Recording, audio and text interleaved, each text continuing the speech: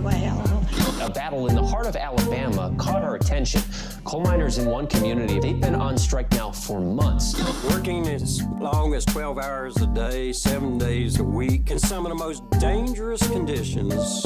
I really think that the labor movement is the single greatest force for democracy in the history of the United States. The story of Alabama is a story of not just resilience, but of militancy. I say no contract, you say no code. No contract, no contract. If we ain't all free, ain't none of us free. You're listening to Alabama's only union talk radio show, The Valley Labor Report, with Adam Keller and Jacob Morrison. From the mountains of Kentucky to the bayous of Louisiana, broadcasting online and on the radio from the heart of the Tennessee Valley, the Spice Radio Studios in Huntsville, Alabama. This is the Valley Labor Report. My name is Jacob Morrison, here with my co-host and fellow agitator, Adam Keller. Today we are taking a look at Alabama's legislative session we're going downhill fast. Lots of stuff happening there. We're taking a look at Daimler in North Carolina. The UAW has a contract expiring at the end of April. We're going to take a look at the state of negotiations there. And as always, take a look at what workers and bosses are up to in the South. All that and more on today's program. If you want to be part of the show today, you can check us out on YouTube and Facebook and contribute in the chat. We also have a phone number. The line is not open right now, but you can leave us a voicemail. We might answer it on the next show. That phone number is 844-899-TVLR. That's 844-899-8857.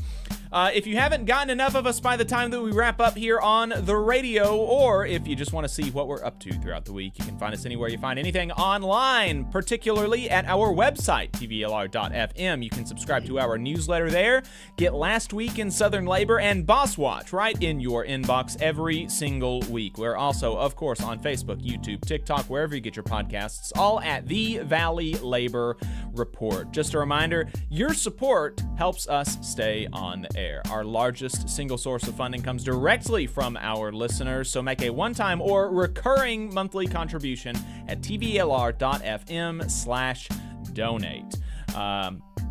You can also check out our store, tvlr.fm/store, where we have orders for our logo caps open. They are $35 plus shipping. If you're local or you're going to run into us, like at Labor Notes, you can order the version with no shipping. tvlr.fm/store. You can also become a patron at patreon.com/the Valley Labor Report. And if you're a member of a union, then please do think about getting your local or state council or international union to sponsor the show. We could not do it without the support of organized labor. Let me add a disclaimer that any viewpoints or opinions expressed in this program belong solely to their author and do not necessarily represent any organization or sponsor or employer or anyone else. We welcome all of our listeners, whether you're on YouTube, Facebook, Unclaimed Mysteries Internet Radio, WVNN, WZZA, WHIV, WMMT, or through your favorite podcast app. We are proud to be part of the Labor Radio Podcast Network and encourage our listeners to check that out. And as most of you know, we are not media professionals, just a few diehard union brothers who believe that Alabama and the South's labor movement and our working class deserve a bigger platform. We're hoping this project can make a difference on that front, and we could not do it without you. So we want to thank everyone for tuning in. Whether you're a loyal fan or first-time listener, we appreciate you spending some time with us. And also, last thing I'll say is we are trying to get to 10,000 subscribers on YouTube by May 1st, by May Day. So if you're not already subscribed, please do so. If you haven't told your friends and your neighbors and your union members, let them know. Ask them to subscribe. It would be really cool if we did that. And with that, let's get to what workers in the U.S. South and American colonies were up to from March the 22nd to 29th. In new union campaigns, one worker at All Points Logistics in North Merritt Island, Florida, filed a petition to hold a union election with the International Brotherhood of Electrical Workers, IBEW Local 2088. 120 workers at Martin Brower Company in Roanoke, Texas, filed a petition petition to hold a union election with the Teamsters, Local 767. 75 workers at AMR in Temple, Texas, filed a petition to hold a union election with the Communication Workers of America, CWA. Workers likely pushed by their employer filed a petition to decertify the National Nurses Organizing Committee as the union representing 200 workers at Valley Regional Medical Center in Brownsville, Texas. 16 workers at Arrow's Edge in Cherry Point, North Carolina, filed a petition to hold a union election with the International Association of Machinists and Aerospace Workers, IAMAW. 7 workers at Wayne Sanderson Farms in Enterprise, Alabama, filed a petition to hold a union election with IAMAW. 7 workers at ESG in Fort Benning, Georgia, filed a petition to hold a union election with the International Union of Operating Engineers, IUOE Local 926. 31 workers at Christie Lights Nashville in Nashville, Tennessee, filed a petition to hold a union election with the International Alliance of Theatrical and Stage Employees, IATSE, Local 46. 2 workers at Prime Communications in Montgomery, Alabama, filed a petition to hold a union election with the CWA. And 8 workers at Liberty Mobile, Puerto Rico in Ganaibo, Puerto Rico, filed a petition to hold a union election with CWA. And 103 workers at Georgetown University in Washington, D.C., filed a petition to hold a union election with the Office and Professional Employees International Union, OPEIU, Local 153. In campaign updates, after successfully organizing ramp and tug workers in the Cincinnati, Northern Kentucky Global Hub for DHL, Teamsters are now organizing the sort workers. The company is obviously breaking the law, and last week the workers marched on the boss to demand an end to the illegal union busting. Mercedes workers in Alabama filed board charges against their company over allegations that they have been illegally retaliated against for their union support. Specifically, one worker was not given reasonable medical accommodations for their union support, among other things. In election results, 13 workers at the Atlanta Symphony Orchestra voted in a tie, 5-5, in their union election with IATSE Local 927, meaning a loss for the union. But Adam isn't sure if that was a decertification vote. I don't think it was. 149 workers at Kraft Heinz Foods Company in Jacksonville, Florida, voted 107-24 in favor of maintaining unionization with the United Food and Commercial Workers, UFCW Local 1996, in a decertification attempt. 18 workers at Pro Solar Systems in Christiansted, Virgin Islands, voted 8-9 against unionization with the United Steelworkers, USW Local 8526. 4 workers at Union Oil and Gas in Winfield, West Virginia, voted unanimously against unionization with USW 62804. 6 workers at Everon in Knoxville, Tennessee, voted in a tie in a decertification election, meaning the workers lose IBEW 760 as their union representation. 64 workers at SP Plus Corporation in St. Rose, Louisiana, voted 39-12 in favor of unionization with the Amalgamated Transit Union, ATU, Local 1535. 94 workers at Cargill in Reserve, Louisiana, voted 38-56 against unionization with Teamsters Local 270. 100 workers at UNFI, United Natural Foods, in Atlanta, Georgia, voted 82-5 in favor of unionization with the Teamsters Local 728. 34 security guards for Chenega Global Protection in Washington, D.C., voted unanimously in favor of unionization with the Security, Police, and Fire Professionals of America, SPFPA. 137 workers at Mary's Center for Maternal and Child Care in Washington, D.C., voted 93-22 in favor of unionization with 1199 SEIU, United Healthcare Workers East. 77 workers at Cisco Knoxville in Knoxville, Tennessee, voted 29-46 against unionization with the Teamsters, Local 519.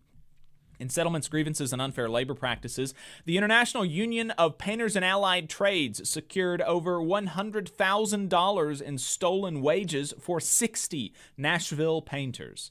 The Teamsters won a major victory against Yellow Corporation with the dismissal of the company's frivolous $137 million lawsuit by U.S. District Court Judge Julie A. Robinson. In strikes and bargaining updates, the United Mine Workers of America, UMWA, announced that it has reached a tentative collective bargaining agreement with the Crimson Oak Grove Resources Mine in Adger, Alabama. Members will be reviewing the contract and voting on it next week. A majority of the Brotherhood of Locomotive Engineers and Trainmen members ratified a new contract with the Missouri and Northern Arkansas Railroad by a vote of 42-10. The 5-year deal runs through January 1st, 2028, and provides general wage increases of 25%, 27.5% when compounded over the life of the contract. 7% at signing in 2024, 5% in 2025, 5% in 26, 4% in 27, and another 4% in 28. The UMWA and the AFL-CIO are launching a campaign aimed at Warrior Met stockholders, urging them to support a package of governance reforms in the wake of lost profits due to the strike. Workers at Waffle House in Atlanta, Georgia, automatically have a $3 meal deduction per day that they work, whether they eat or not. $3 from their paycheck every single day that they work for a meal, whether they eat or not. This despite the company being worth $4 billion and the owner being worth $1.7 billion. Workers went on strike over the policy last week. As the International Association of Machinists and Aerospace Workers begins contract negotiations with Boeing, they are saying they want a board seat to help save the company from itself. Teamsters have won a strong new agreement to end their strike against Graybar. Local 688 members ratified a new 4-year contract that achieved significant improvements across the board, according to the union. Teamsters at Molson Coors remain on strike and continue to call for a boycott of all Molson Coors products. In politics and legislation, the U.S. Department of Labor announced a final rule clarifying that employees have a right to select an employee or non-employee representative to accompany an OSHA compliance officer during an inspection of their workplace, even in a non-union setting. And the U.S. Council of Bosses is mad about it. As previously reported, an Alabama state senator filed legislation that would put one more unnecessary barrier to unionization in front of working Alabamians.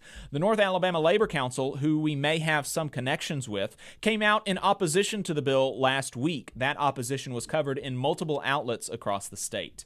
In a stunning election, Democrat Marilyn Lands won by 30 points in a Trump +1 Alabama state House district that's been held by a Republican for decades. You can listen to her interview with us to see how she will represent her constituents in Montgomery. In internal union affairs, new data came out last week showing that union members secured an average 6.6% raise in first year raises in new union contracts negotiated in 2023, the highest ever recorded since Bloomberg began recording those numbers in 1988. Just one more reason to join a union. We're going to take a break and we will be right back. We're going to be taking a look at some of the bills that are still moving through the legislature in Montgomery, as well as bringing you the latest on the bargaining at Daimler with the UAW in North Carolina. Stay tuned. You're listening to the Valley Labor Report. Benefit Architects has proudly supported union members and union-made products for over 35 years. If you are a federal employee and an AFGE member, you're eligible for hundreds of dollars in money-saving benefits, including group life insurance, dental insurance, and AFLAC insurance. Additionally, if you're a union member but don't work for the federal government, you can still qualify for several of these money-saving policies. So give Tate Hure a call at 256-215-6769 for details and to enroll. Again, that is Tate Hure at 256-215-6769. In Alabama, more than 200,000 of our friends and family members are living without health care coverage. Often folks can't stay healthy enough even to keep their jobs. We can fix this. It's time for us to find a way to close the health care coverage gap so that people can remain at work. Let's make this a priority. Let's close this gap and cover Alabama. To learn more and how you can help, visit coveralabama.org. The attorneys at Maples, Tucker & Jacobs have stood with the working people of Alabama for over 40 years, providing skilled legal representation for your workplace injury claims. When you are injured on the job, it can be a scary time. The attorneys at Maples, Tucker & Jacobs have the experience to guide you through the process to make sure that you and your family are properly taken care of and your rights are protected. If you need help, call the attorneys at Maples, Tucker & Jacobs at 855-617-9333 or visit online at www.mtnj.com. No representation is made that the quality of legal services provided is greater than the quality of legal services provided by other law firms. Support for the Valley Labor Report comes from the International Federation of Professional and Technical Engineers Union. Learn more by visiting www.ifpte.org. Attention union members, membership organizations, podcasters, or anyone with a payment processing need. The future is here, and your organization needs to be prepared by working with Unionly. With Unionly, your union or organization can take payments on a mobile device, eliminating processing fees, giving you a better price than other payment processing methods, while at the same time supporting a union-friendly business with a specialized skill set to meet your needs. Your members will thank you when they pay their dues at their convenience without waiting in line to deposit cash or check. Start preparing for the future today by calling 206-595-8631 or visiting unionly.io. Are you looking for a better future, a career that can have you set for life, and to be a part of something that's bigger than yourself? If you are, then consider a skilled trades apprenticeship with the International Union of Painters and Allied Trades. The work of IUPAT is all around us, from the industrial painters who work on the bridges to drywall finishers, floor coverers, the glazers who install the glass in our skylines, and so much more.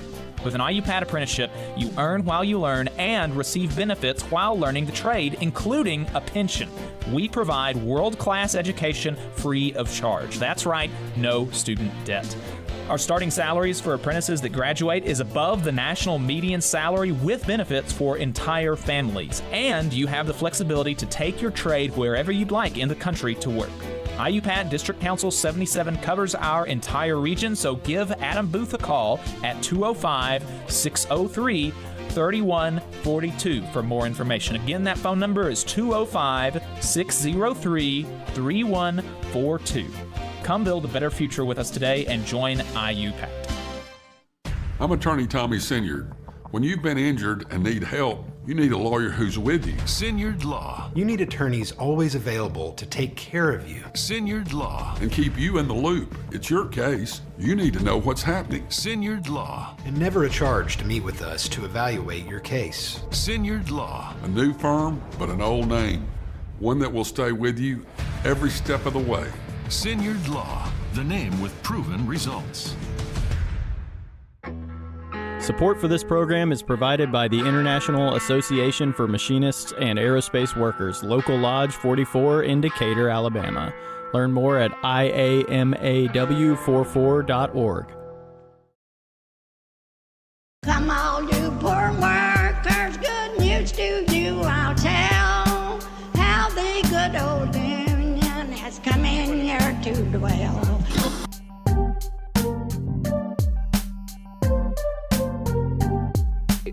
I'm muted. Labor creates all wealth should go to labor, and you're listening to the Valley Labor Report. My name is Jacob Morrison. My co-host is Adam Keller. If you've got anything to add, you can give us a call and leave us a voicemail. The lines are not open yet, but if you want to contribute to the show right now, you can hop in our chat, Facebook and YouTube, and give us your thoughts. The Valley Labor Report on Facebook and YouTube. Appreciate everybody tuning in. We've got a bunch of folks in the chat. Jared, Reese, Jada, Cameron, Jacob, Janice, Jules, Pan et Rosa, DL Cindero, Joe, and Mel. Thank you all for tuning in and contributing as you always do. And Cameron in the chat says, I'm a UAW 3520 member who's part of the Daimler Trucks North America Council in Salisbury, North Carolina. Cameron, thank you for tuning in.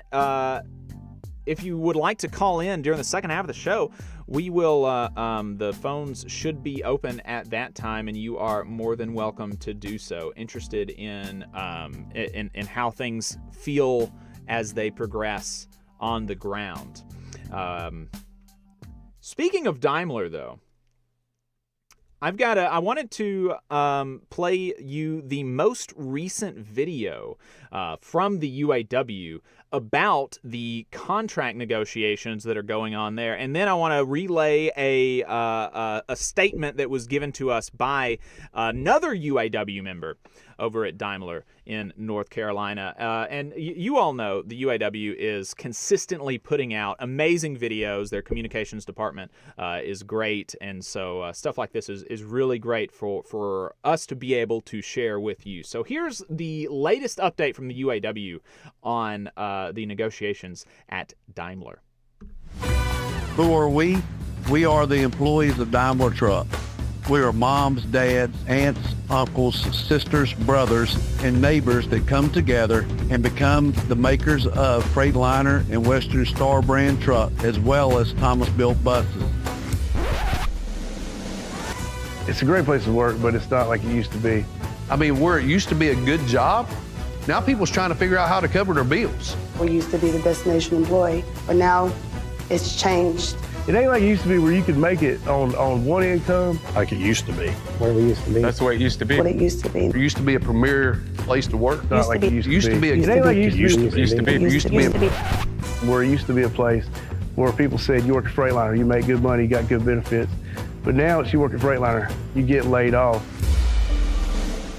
It's critical we keep jobs in North Carolina. Daimler has built 2 plants in Mexico. They basically tell us we're on overflow plants. Since it's open, we've shipped lots of jobs that have gone out of our plant down to there. I mean, when they built the plants in Mexico, we had 3 shifts, 3,500 people. We never went back to 3 shifts. I want a guaranteed bill rate, so I will be at peace knowing that, hey, I still have a job. Without a good contract put into play, we don't have no job security. It's like kind of like almost intimidating us every quarter that they don't meet some kind of goal where, we'll just take it from you. We're just trying to fight to keep jobs here in America. And we're not saying that the Mexican workers are to blame. They're struggling too. This is clearly a business decision, and Daimler is the one to blame. This contract is important to me for job security, my wages, COLA. We signed this contract 6 years ago. In the last 6 years, things have changed in our economy. Inflation has gone through the roof. Groceries are more expensive. Eating out is a luxury. You can't go on vacations like you used to. All you're doing now is working 6-7 days a week. The morale is very low because everyone is affected by the low wages. It costs us a whole paycheck for daycare. When I first got here, I only needed to work 1 job. Now you need to work 2 jobs in order to make ends meet. One thing about a contract negotiation, I put my son first. Mom needs a good wage. Mom needs job security.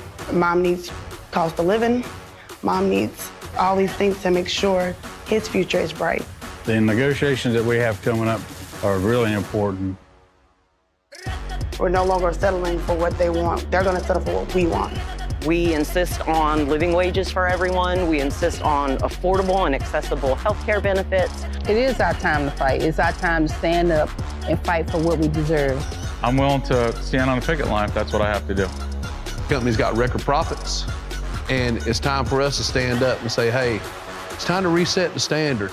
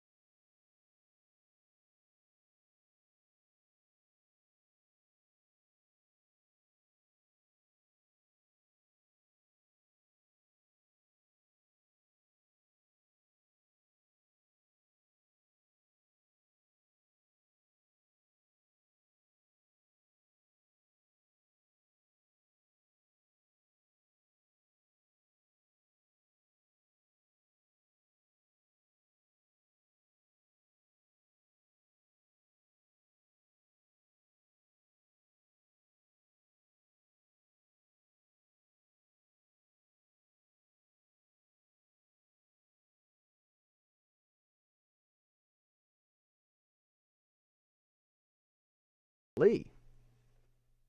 Why? I don't know. I'm sorry about that. I don't know why that one would be muted. That is bizarre. That. Okay, so here is what. So thanks UAW for that, and this is what the brother from North Carolina sent us. Said, I'm a big fan of the show. I listen to it while I'm welding school buses together with my coworkers on the assembly line here at Thomas Built Buses in North Carolina. Thank y'all for all you do to uplift the labor movement here in the South. And this is the update put out by the UAW Daimler Truck Bargaining Council on March 26th, sent to us by Ben. Appreciate that. It says, over the last few weeks, your local bargainers have been hard at work fighting tooth and nail to get you the best contract possible. While we have made significant progress in some areas, the company continues to try and lowball us on a number of your top priority issues. We've been clear with the company from the very beginning that this contract needs to reflect the immense sacrifices you've made through the years that created the billions of dollars in profits Daimler is now enjoying. We've spoken with many of you about the conditions on the shop floor. We understand the anger you feel at being underappreciated by management and your willingness to fight to win your fair share. If the company thinks these negotiations are going to be business as usual, they are sorely mistaken. So, there you go. There you go. Appreciate that update being sent in. And like I said earlier, Cameron, if you would like to call in the second half of the show, would love to hear any other thoughts that you might have. So we have, like I said, we're going to be spending some time talking about some of the bills that are in the Alabama legislature. And a couple of those bills are aimed at therapists, aimed at mental health therapists. And as some of you may know, I don't know, I don't talk about it just a whole lot, but my wife is a therapist. And she wanted to come on and talk about some of those. So, Ryan, welcome to the program. Thank you for taking the time this morning. Talk to us about some of these bills that are going to be affecting folks in your profession that are down in Montgomery and why they're maybe not ideal. Okay, so thank you for having me. I don't know how much of a choice you had, but I'm going to start with kind of who I am and what my qualifications are. So I'm Ryan Taylor. I'm Jacob's wife, but I also hold a master's degree in clinical mental health. And I'm an associate licensed counselor in the state of Alabama.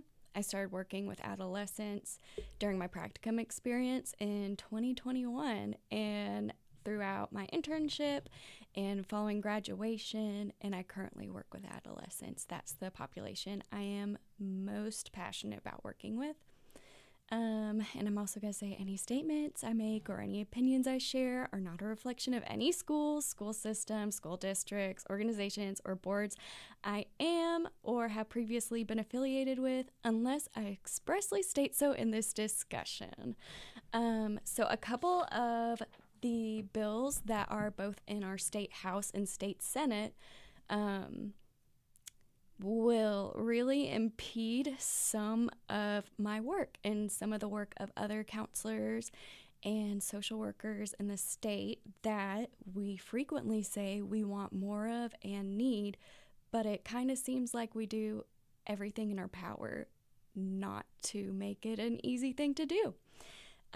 So I'm going to start with the Senate bill because I feel like that's one we can all get behind. And behind, I mean, we can all disagree with and tell our state senator that this is ridiculous because I feel like anybody with a little bit of common sense would recognize that this is going to just impede the licensure process and make it more difficult for any professional in many different trades to participate in their profession in a regulated way. So, Senate Bill 224 aims to establish an office that oversees more than 36 state occupational licensing boards. So 36, that means around or over 30. And I don't know about you, but I don't know 30 professional boards that go together. And I kind of just highlighted different ones under this. So counselors are under it, social workers are too. But I don't know what you think about this, but athletic trainers, interior designers, private investigators, professional geologists, and electrical contractors are all under this bill as something that would be regulated by the same licensing board. And it proposes that the executive director would be appointed by the Secretary of Labor, who will set the qualifications for executive director. Now, I don't know anybody who has qualifications that would fall under all of those. I mean, some days I go for runs and I participate in Pilates, but that doesn't make me qualified to be over athletic trainers, I don't think. And then I can change a light bulb. So maybe I could do electrical contractors. I don't know, just a thought. Like, if this passes, I'm down for the job because it sounds like it'll pay really well. So the office would collect all the funds of these very disparate boards. So it'd be deposited in one big fund and dispersed as the office sees fit. Don't know what that means. Just like what the qualifications are, I don't know what that means either. And the office gets to decide when the time and place for all hearings for these licenses take place. So that's 3 dozen boards. 3 dozen with licensing. So I feel like if you want a license, you better like buckle up and wait a few years. And that would not be helpful for the profession. So my concerns that you've already heard, I'm going to get a little bit more into it. The process for applying for associate licensure as a counselor is already complex and lengthy.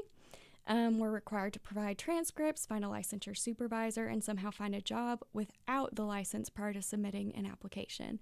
So that the boards meet every other month, and you have to submit it a month in advance. So that means that after graduation, I had to wait approximately 3 months for the next board meeting as I got all my ducks in a row. So I feel unsettled imagining someone that does not have relevant experience or the knowledge of requirements for being a member of the counseling profession, issuing licenses, and being over when our licenses can be under consideration or whenever any ethical concerns come up for a practicing counselor. Let me flip. I have a lot of points that I need to make. So I saw that the context of the bill was to limit bad actors that are not behaving in a professional manner or abusing their power. And one of the things that was brought up was boards running in people's living rooms. I know for a fact my board is not one of those. And I can't imagine how lumping together a dissimilar group of professions would make it more legitimate or more credible. So the Board of Examiners and Counseling is opposed to this bill, as am I, and I believe that looking at this bill just kind of lets you know that I can't remember if it's 500 or 700 pages because they had to list all of the different boards and like cross out that the executive director will do something instead of the board. So if it's over 700 pages and there's all these different things, I don't know how it's going to work out. So now I'm going to move on to one that's a little bit more controversial. And if you put any questions in the chat, Jake, if y'all have time, I can answer any concerns. But House Bill 246, it would raise the age of consent for medical, dental, and mental health treatment from the age of 14 to 18. The only exception the bill proposes is if a delay in treatment would result in death or permanent injury of the minor. Mental health services are labeled in the bill as services, treatment, surveys, or assessments. And it states that no student of a public K-12 school may be allowed to participate in ongoing school counseling services unless specific written instruction has been granted by the student's parent. The bill proposes written notification to parents about school or sponsored mental health services, including information regarding ways parents may review materials used in guidance and counseling programs, as well as ways parents may allow, limit, or prevent their students' participation in programs.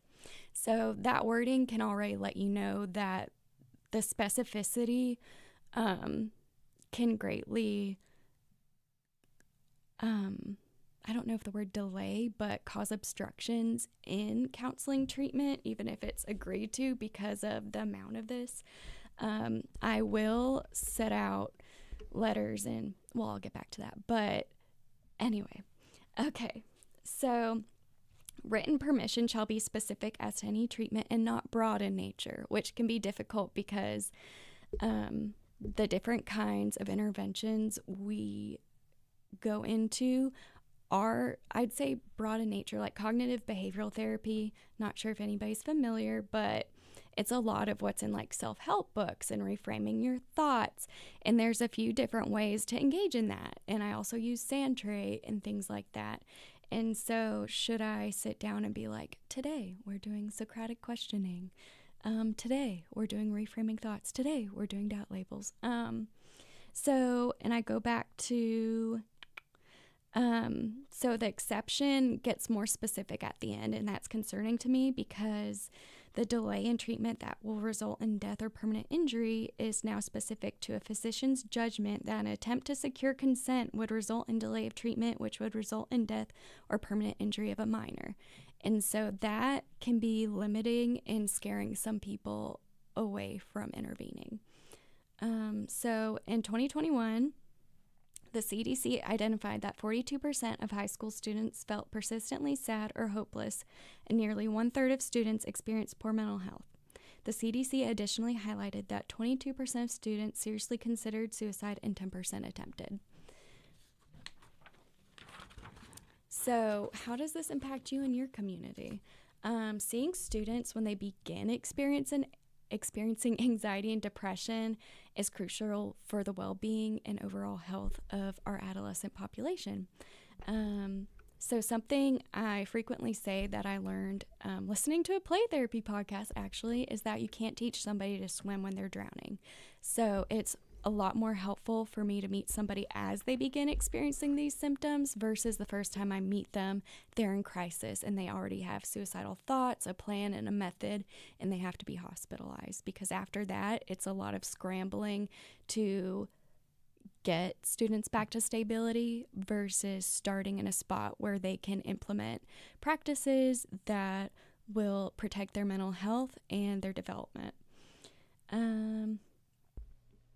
So as a child's brain develops, the way they learn to respond to emotions in external situations is crucial to have well-adjusted adults who are able to participate effectively in our community.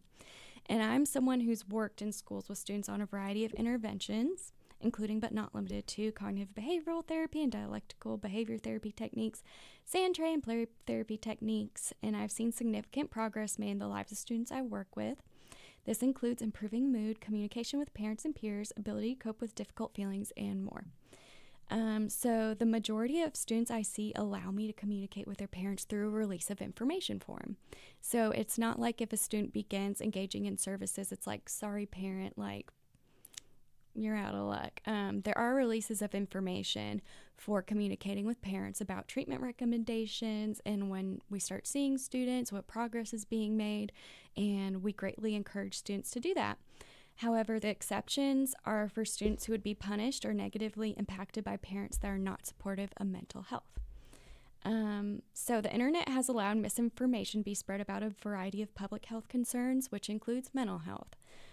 So we already have safeguards for student safety. I and others in a school are mandatory reporters. We report any suspected or disclosed abuse. We also have limits to the information we can't share with parents and guardians. That includes a threat to a student's life or them threatening others. There would be a public health crisis for our youth if we were limited to only see them in an emergency. And I reemphasize that our goal is not to hide information from parents, but be partners with parents in the development of their adolescent children.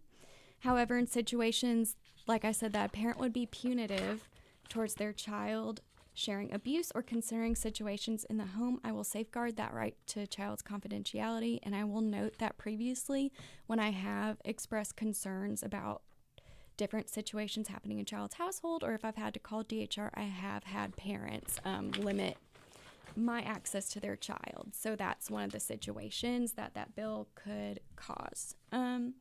So I'm gonna tell you which state representatives are over these bills, and so if you want to listen in on if they're one of yours, please do. So SB 224, that's the one lumping in all these different professions to be under one executive director and some other people that could in no way know all the things they need to know, are Senator Elliott, Orr, and Gudger. I think I'm saying that right. Senator Elliott is over Orange Beach, Fairhope, Baldwin County. Senator Orr is Decatur, so all of Morgan County and part of Limestone County and part of Madison County. Gudger is Lawrence, Marshall, and DeKalb counties. For House Bill 246, the person who introduced it is Representative Ben Harrison, and he represents Western Limestone County and Eastern Lauderdale County. So I would go ahead and send an email, send a quick call to your representatives, and I've heard that if you send a form email, some of them will just throw it out, which is pretty elitist and snobby because the majority of us adults who are working and we have kids and we have other responsibilities, we don't have time to just sit down and write long emotional emails about our viewpoints on matters, but that's beside the point. All right, that's all I got. All right. Thanks for coming in, Ryan. And yeah, so the HB 246 is the one that is about that raises the medical age of consent, and the Senate bill is the one that does all the stuff with the boards. Is that right? Yes. Yeah, so I think those are, I mean, you said even the second one is kind of controversial, but I think it's really pretty common sense. I think that a lot of people, I think that you have to be able to acknowledge that in some cases, the parents are the reasons that a child needs therapy, and they shouldn't, those children should not be harmed because of that. We should, as a society, be able to intervene in those situations and help them, even when their parents don't want them, when they don't want that, when their parents are abusing them. And let's intervene before they are on a path to kill themselves or others. The New York Times, sorry, this is like another statistic, but the New York Times shared that school shooters, the people around them are most likely to recognize that something's going to happen, and the least likely is their parents. Right. All right. Well, I appreciate it. We have in the chat, Anna said, fellow counselor here, as much as it bugs me that it directly hurts us as professionals, and that's a valid concern, it concerns me more about how this will hurt Alabama citizens. So so I think that's a good point, and that's a great place to end it. So Anna, appreciate the comment. Ryan, thanks for coming in. Thank you for having me. Absolutely. We're going to go ahead and take a break, and Adam is going to be back. I'm going to allow him back in the studio, and we're going to talk about some of the rest of the bills that are up in this session. Stay tuned, folks. You are listening to the Valley Labor Report. In Alabama, more than 200,000 of our friends and neighbors are living without health care coverage. Often folks can't stay healthy enough to keep their jobs. We need to fix this. Let's close the health care coverage gap. To learn more, visit coveralabama.org. Support for this program also comes from the Iron Workers, Local 477. So if you are looking for contractors with lower than average EMR and TRIR, they tell me that if you need to know what those mean, then you will. Or if you need to supplement a workforce at any level for any amount of time, short or long term, if you need iron workers that come trained and certified at no extra cost, or if you need workers from superintendent down to general laborer, and you're looking to start work on a project, or you're unhappy with your current contractor situation, you need to call my friend Jeb Miles with the Iron Workers Local 477. They only work with the best in the business, vetted contractors, and can do all kinds of jobs, from roofing to steel and bridge erection, from welding to heavy rigging, from structural repairs to machinery alignment, and much more. They supply manpower on 4 of the 5 largest projects in North Alabama, so you know they're legit. If you need good quality, safe, efficient, diligent, and knowledgeable workers on your job, then you need the Iron Workers Local 477. Call Jeb Miles at 256-383-3334 or via email at local477@bellsouth.net, and make sure you tell them that you heard about them on the Valley Labor Report. We're the nurses, firefighters, and claims representatives that help keep our government services running. We respond to natural disasters. We care for our nation's veterans, and we investigate discrimination in the workplace. We are federal and D.C. government workers, and we are proud to serve the American people. Working in more than 70 agencies across the government, we know we can fulfill our mission because our union has our back. Learn more at afge.org. Paid for by the American Federation of Government Employees, AFL-CIO. The Laborers International Union of North America, Local 366, is proudly recruiting North Alabama workers to work construction and nuclear plant maintenance. If you're interested, please contact Donna at their training center to start the process. That phone number is 256-415-7452. Again, that phone number is 256-415-7452. No experience is needed. Free training is offered, but you must be able to pass a background check and a drug test. Local hiring that grows our community with good-paying jobs that have benefits is their mission. Live better, work union, Local 366, feel the power. Support for this program also comes from the Mid-South Council of Retail, Wholesale, and Department Store Union. Learn more at rwdsu.info. I'm Attorney Tommy Sinyard. When you've been injured and need help, you need a lawyer who's with you. Sinyard Law. You need attorneys always available to take care of you. Sinyard Law. And keep you in the loop. It's your case. You need to know what's happening. Sinyard Law. And never a charge to meet with us to evaluate your case. Sinyard Law. A new firm, but an old name. One that will stay with you every step of the way. Sinyard Law. The name with proven results. Come on, you poor workers, good news to you I'll tell. How the good old union has come in here to dwell.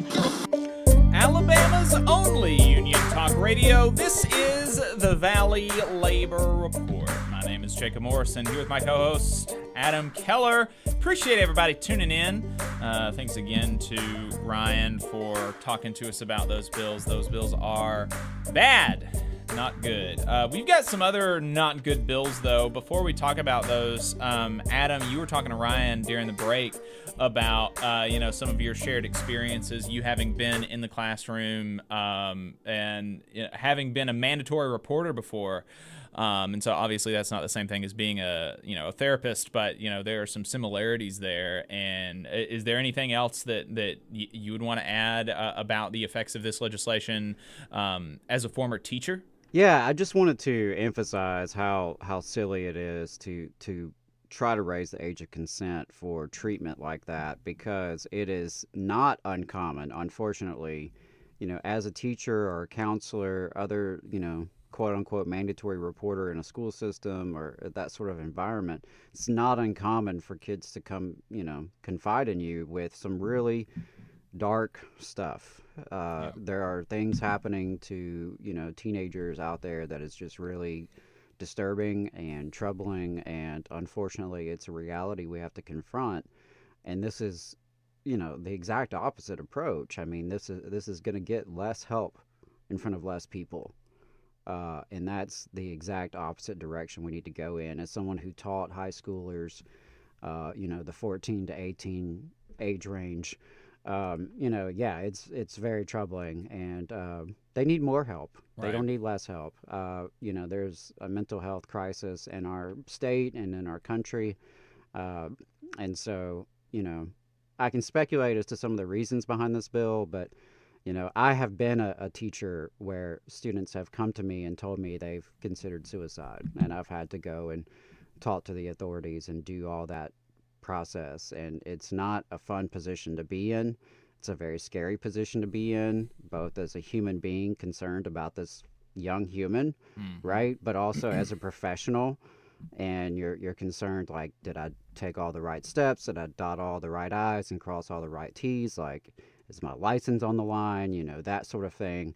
It's already a very, very high pressure, high stress situation. And so Right. we don't need to add this. And it's just one more piece of bad legislation coming out of Montgomery. Right. Right.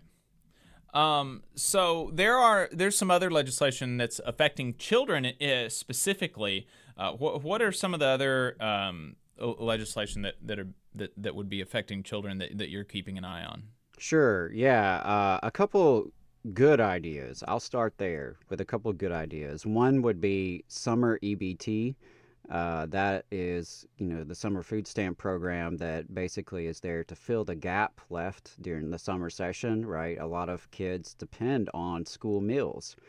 And so this is to sort of bridge that gap during the summertime when they may not be receiving school meals. It's mostly paid by federal dollars.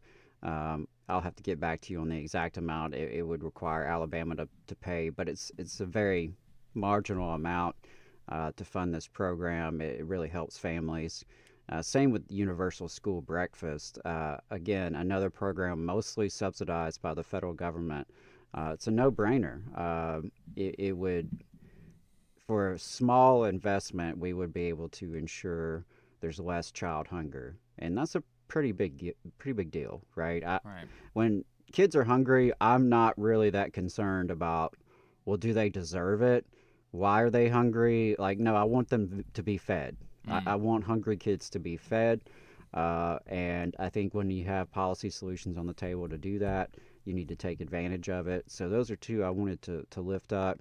But there's also, this really concerning bill, or two bills that we've talked about, SB 53 and HB 102, which is to remove the eligibility to work form for 14 and 15-year-olds, right? And we've covered that. Senator Arthur Orr is leading the charge in the Senate, Susan Dubose in the House. We've talked about it at length before, so I won't go into detail here, but it's a bad idea. We don't need to loosen child labor law regulations. In fact, we need to toughen child labor law regulations in the state of Alabama. And I'm thankful there are two bills in the Senate that would do such a thing. The first one is SB 119. This would actually increase civil and criminal penalties for employers who violate child labor laws. That is a step in the right direction. Same with SB 167. This would remove incentives for violators of child labor law. And we're going to talk a lot about incentives here in a minute. And what some of Senator Arthur Orr is trying to do with incentives. But that's a step in the right direction, right? Because public spending should be used to uplift the public good. And this use of state power should be there to protect marginalized folks, to uplift the public. And so I think those are a few bills that are worth keeping your eye on. Again, I support funding for summer EBT and Universal School Breakfast. I think those are important programs to reduce child hunger, which should be a priority for all people of decency. I believe we need to toughen child labor laws, not loosen them.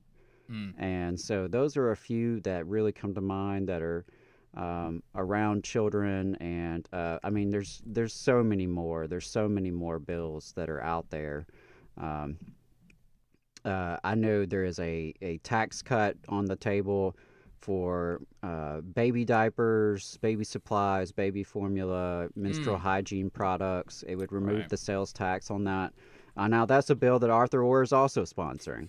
And so I will at least give him credit on that bill. That is a good idea. We have long talked on this show about the regressive taxes in the state of Alabama. Alabama does not raise enough revenue to provide adequate services to its people. But where we do tax folks, it's regressive taxes that disproportionately punish the poor.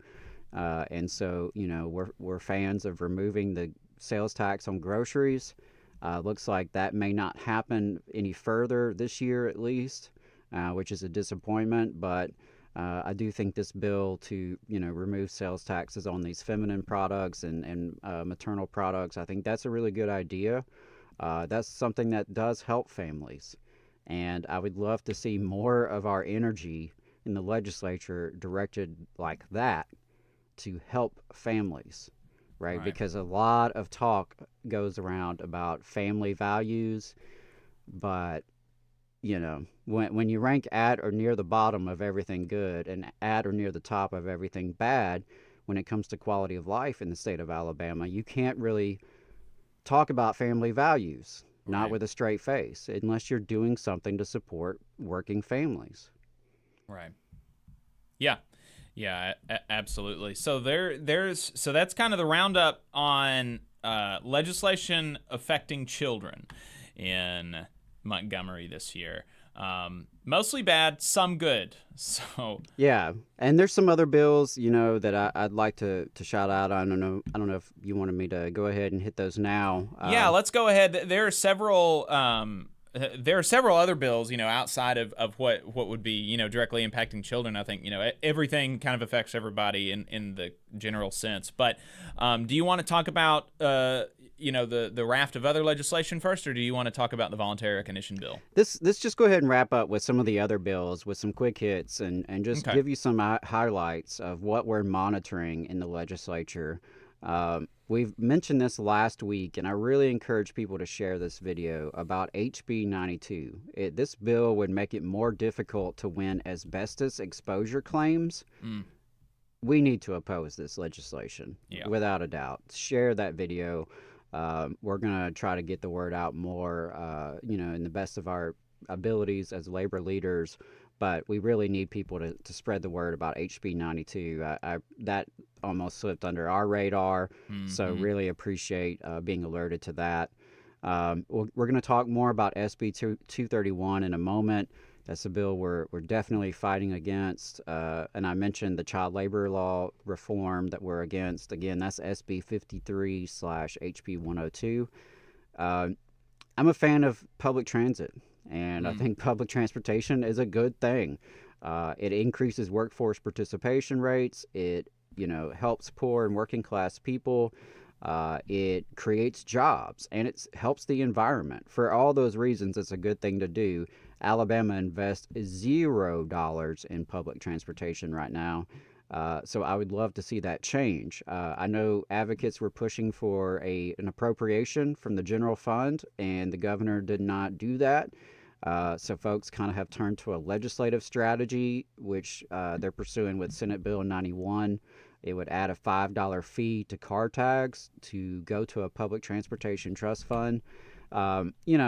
Maybe it's not my favorite idea in terms of how to fund public transit. I'll just be honest with you, but I'm also not opposed to it because I think it would be worth it, right? I'm more than happy to pay a $5 fee when I renew my tag every year to know that the federal government will match these funds, in some cases up to 4-to-1 match, right? So this is a big opportunity to invest in the state of Alabama and our working class. So I support that. And, we've long talked about the need for Medicaid expansion.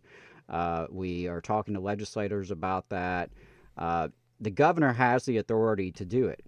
But what we've been told is that she's reluctant to expand Medicaid unless she has legislative backup.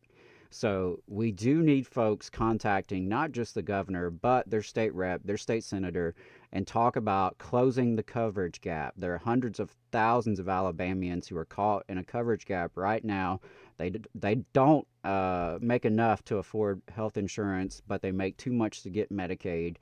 We could help them. We could save lives. We could improve hundreds of thousands of lives. We could create jobs. We could boost our economy. Medicaid expansion, it is a no-brainer. Should have been done a long time ago. We need folks to push on that. We've seen some more progress this year than in the past, so there seems to be more of an appetite for it, but we really need public support to get behind it. And I mentioned universal school breakfast and summer EBT. Again, those are just key anti-poverty, anti-hunger policies that don't cost the state very much when you factor in the federal investment there. So we need to take those. Something that we brought up with our interview with Senator Orr is the lack of safety protections for state employees. And there's currently no bill in the legislature to even address this.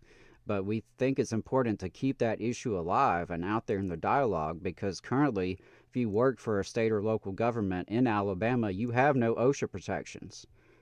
that's a pretty big damn deal, I think. And people have died as a result, right? People have gotten hurt as a result. There is no bill currently before the legislature to even begin to address that problem. We need working people speaking up on that. And again, there were a couple good bills around child labor that would increase penalties. And so really want to see more moves in that direction. Unfortunately, there are always efforts to restrict our rights to freedom of assembly and freedom of protest. And I believe it's Arthur Orr, again, who has a bill, Senate Bill 57, which would restrict picketing and protesting in certain circumstances, particularly in residential areas. This is in response to people protesting outside of the mayor of Decatur's home recently. And so that's SB 57. I'm opposed to that bill. And there's more. There's Senate Bill 89 by Senator Roger Smitherman would actually make life tougher on homeless people. It's basically criminalizing homelessness in a certain respect in terms of one of these like anti-pandering bills, anti-loitering bills, I should say. And so those are a few that definitely come to mind. There are some good criminal justice bills that are out there. One, I think, just died in committee or maybe got slowed down in committee, but there are some opportunities to make a difference in our broken criminal justice system. It's so broken that it's like hard. Sometimes it's so broken, it's hard to see the hope in these minor tweaks. But at the same time, these minor tweaks, because it's so broken, really can improve people's lives. Right. And if we can get some of these done, we need to get them done. I know there was work around the felony murder rule, work around reforming the death penalty, and so bail reform and sentencing reform, parole reform, and as well as some ways to make voting a little bit easier. We've already seen Senate Bill 1, which criminalizes assistance with absentee voting. Again, moving in the wrong direction from where we need to go in this state. But there's a lot of bills out there. This is not even all of them that are concerning or, in some cases positive. Definitely, stay tuned to the Valley Labor Report. Get involved with your union and the political outfit of your union. If you have a political coordinator, if you have some kind of position like that, get plugged in with them. Follow Alabama Arise. They have a bills of interest section on their website that you can check out and go and see these bills and which ones they're supporting and tracking. And you can also go to their Action Alert Center and very easily contact legislators that way. And so those are some of the bills, and then we can talk more about the specific Senate Bill 231 that is attacking our unions. Yeah, so let's do that then. The final bill that we wanted to talk about was SB 231. That is a bill that would all that you need to know really is that it adds an unnecessary barrier, another unnecessary barrier to unionization in the state of Alabama, and to go a little bit below the headline to fill in some of those gaps. What it would do is prohibit the state from giving subsidies to a company that voluntarily recognizes its workers' union. And the ostensibly, and of course they don't care about this. This is not real, and we'll talk about that in a second. But ostensibly, the concern is that there are these big, scary union thugs that are going around and coercing people to sign union authorization cards, and they don't actually want to unionize. And so we have to necessarily only have a secret ballot election is the only legitimate way to unionize. And so we want to disincentivize voluntary recognition and disincentivize,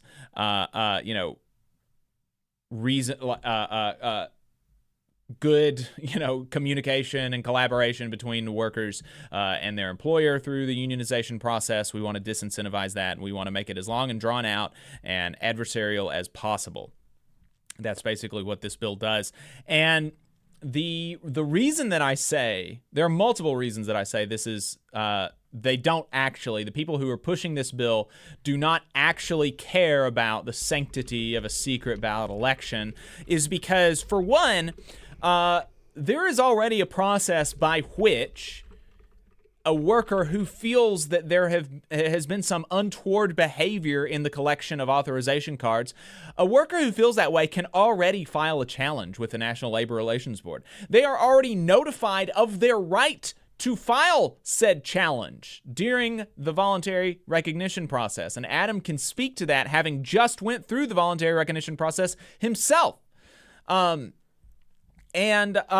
there is a mechanism under the National Labor Relations Act to force an election over the voluntary recognition process if there is reason to suspect some of that coercive behavior is going on. Another reason that we can tell they don't actually care about that is because we have data. We can actually look, because coercing somebody into signing an authorization card is illegal in exactly the same way that it is illegal for an employer to intimidate a worker against unionization, to intimidate a worker by firing them or discriminating against them or retaliating against them for their union support. It's also illegal for a union to coerce somebody into signing a union authorization card. And so we have data on that. Unions file unfair labor practices all the time against employers, and sometimes there are unfair labor practices filed against unions for that behavior. But we can look at that, and overwhelmingly, people don't even file those unfair labor practices. Even there are no even allegations in the typical union election. There are not even allegations of union coercion.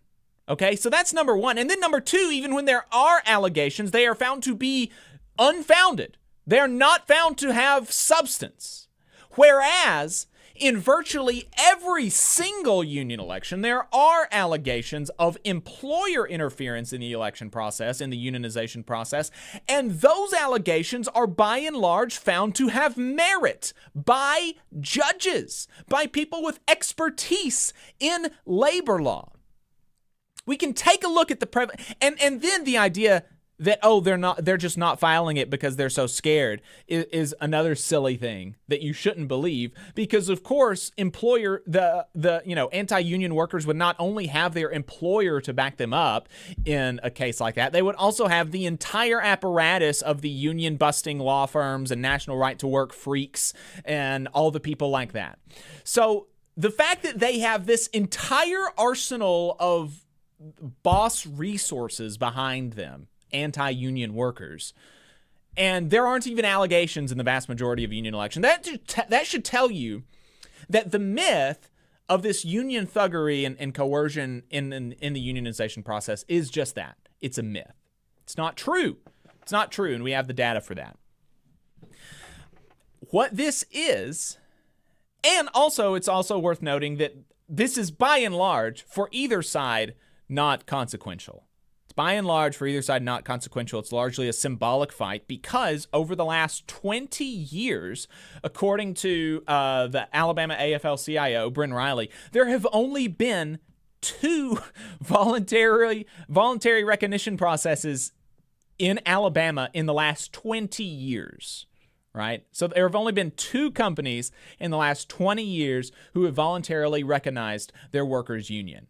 Okay, so this is not really a big issue materially on either side, for the union side or for the boss's side. But what this is, the reason for it is just one more reason to attack workers in Alabama. One more reason to attack workers who are organizing with the UAW and try to bolster the propaganda on the Council of Bosses side against the UAW, because that way, if you get people talking about this, you get conservative propagandists talking about this on the radio or in statewide media outlets.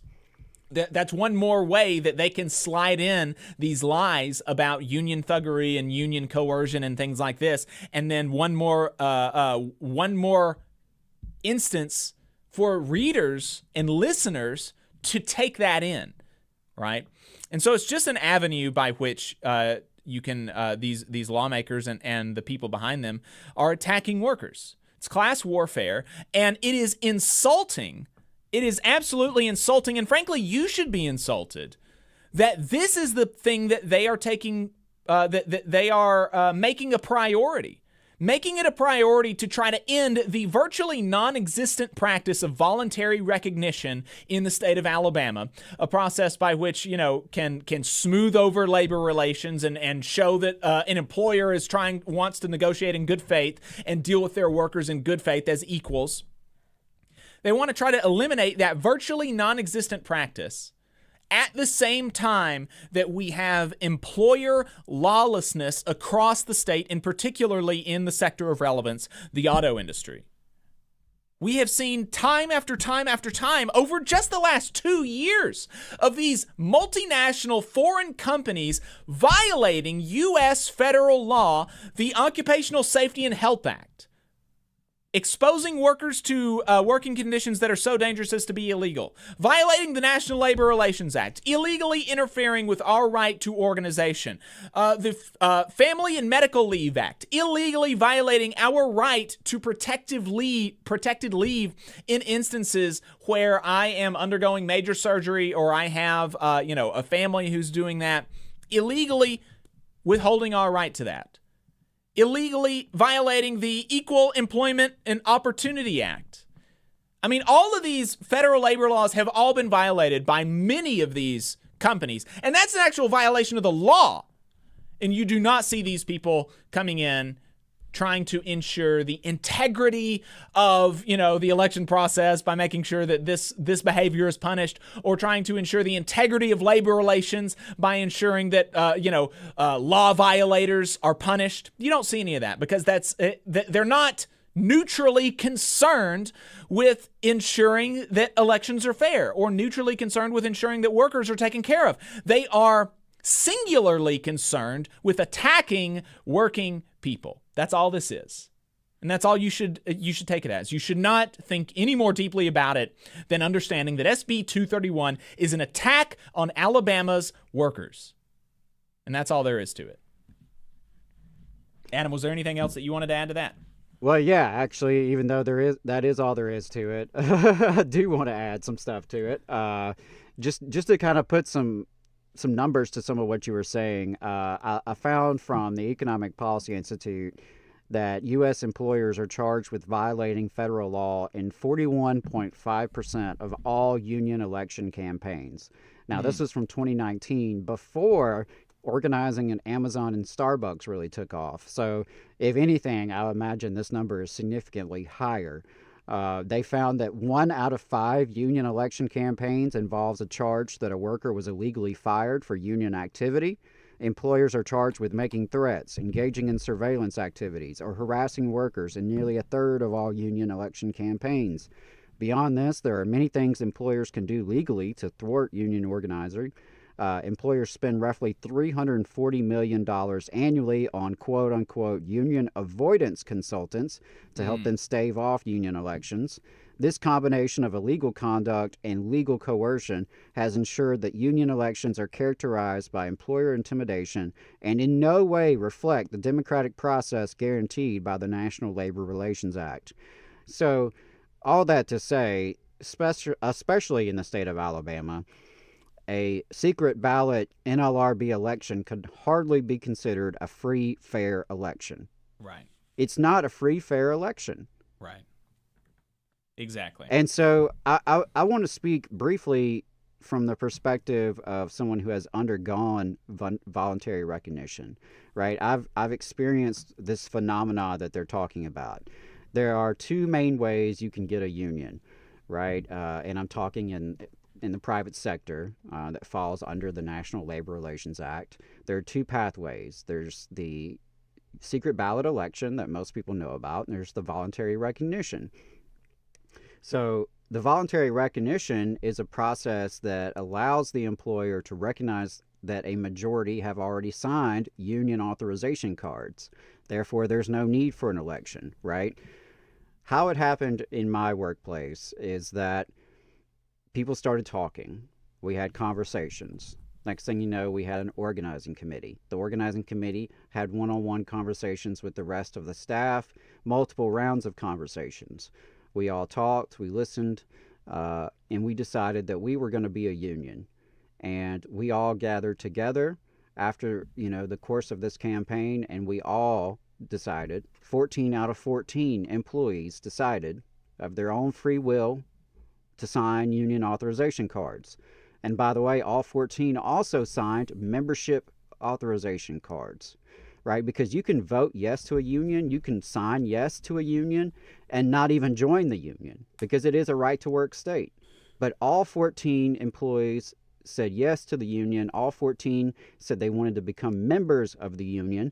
And so what did we do? The next day we met with our management and we said, hey, here's what we did.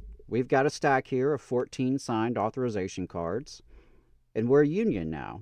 And they were like, hey, that's cool. That's good. You obviously are. Right. You've got the proof, right? Everyone's on board. Sounds like you have a union now. Well, let's work together and let's figure this out. Now, that is not the common employer response by any stretch, sadly. It could be, but it's not. And they want to disincentivize that sort of good behavior because what good would it have done if our employer had forced a secret ballot election on us? Right. It would have dragged the process out probably by another couple months at least. It would have given time to engage in anti-behavior. It would have just pissed people off, frankly.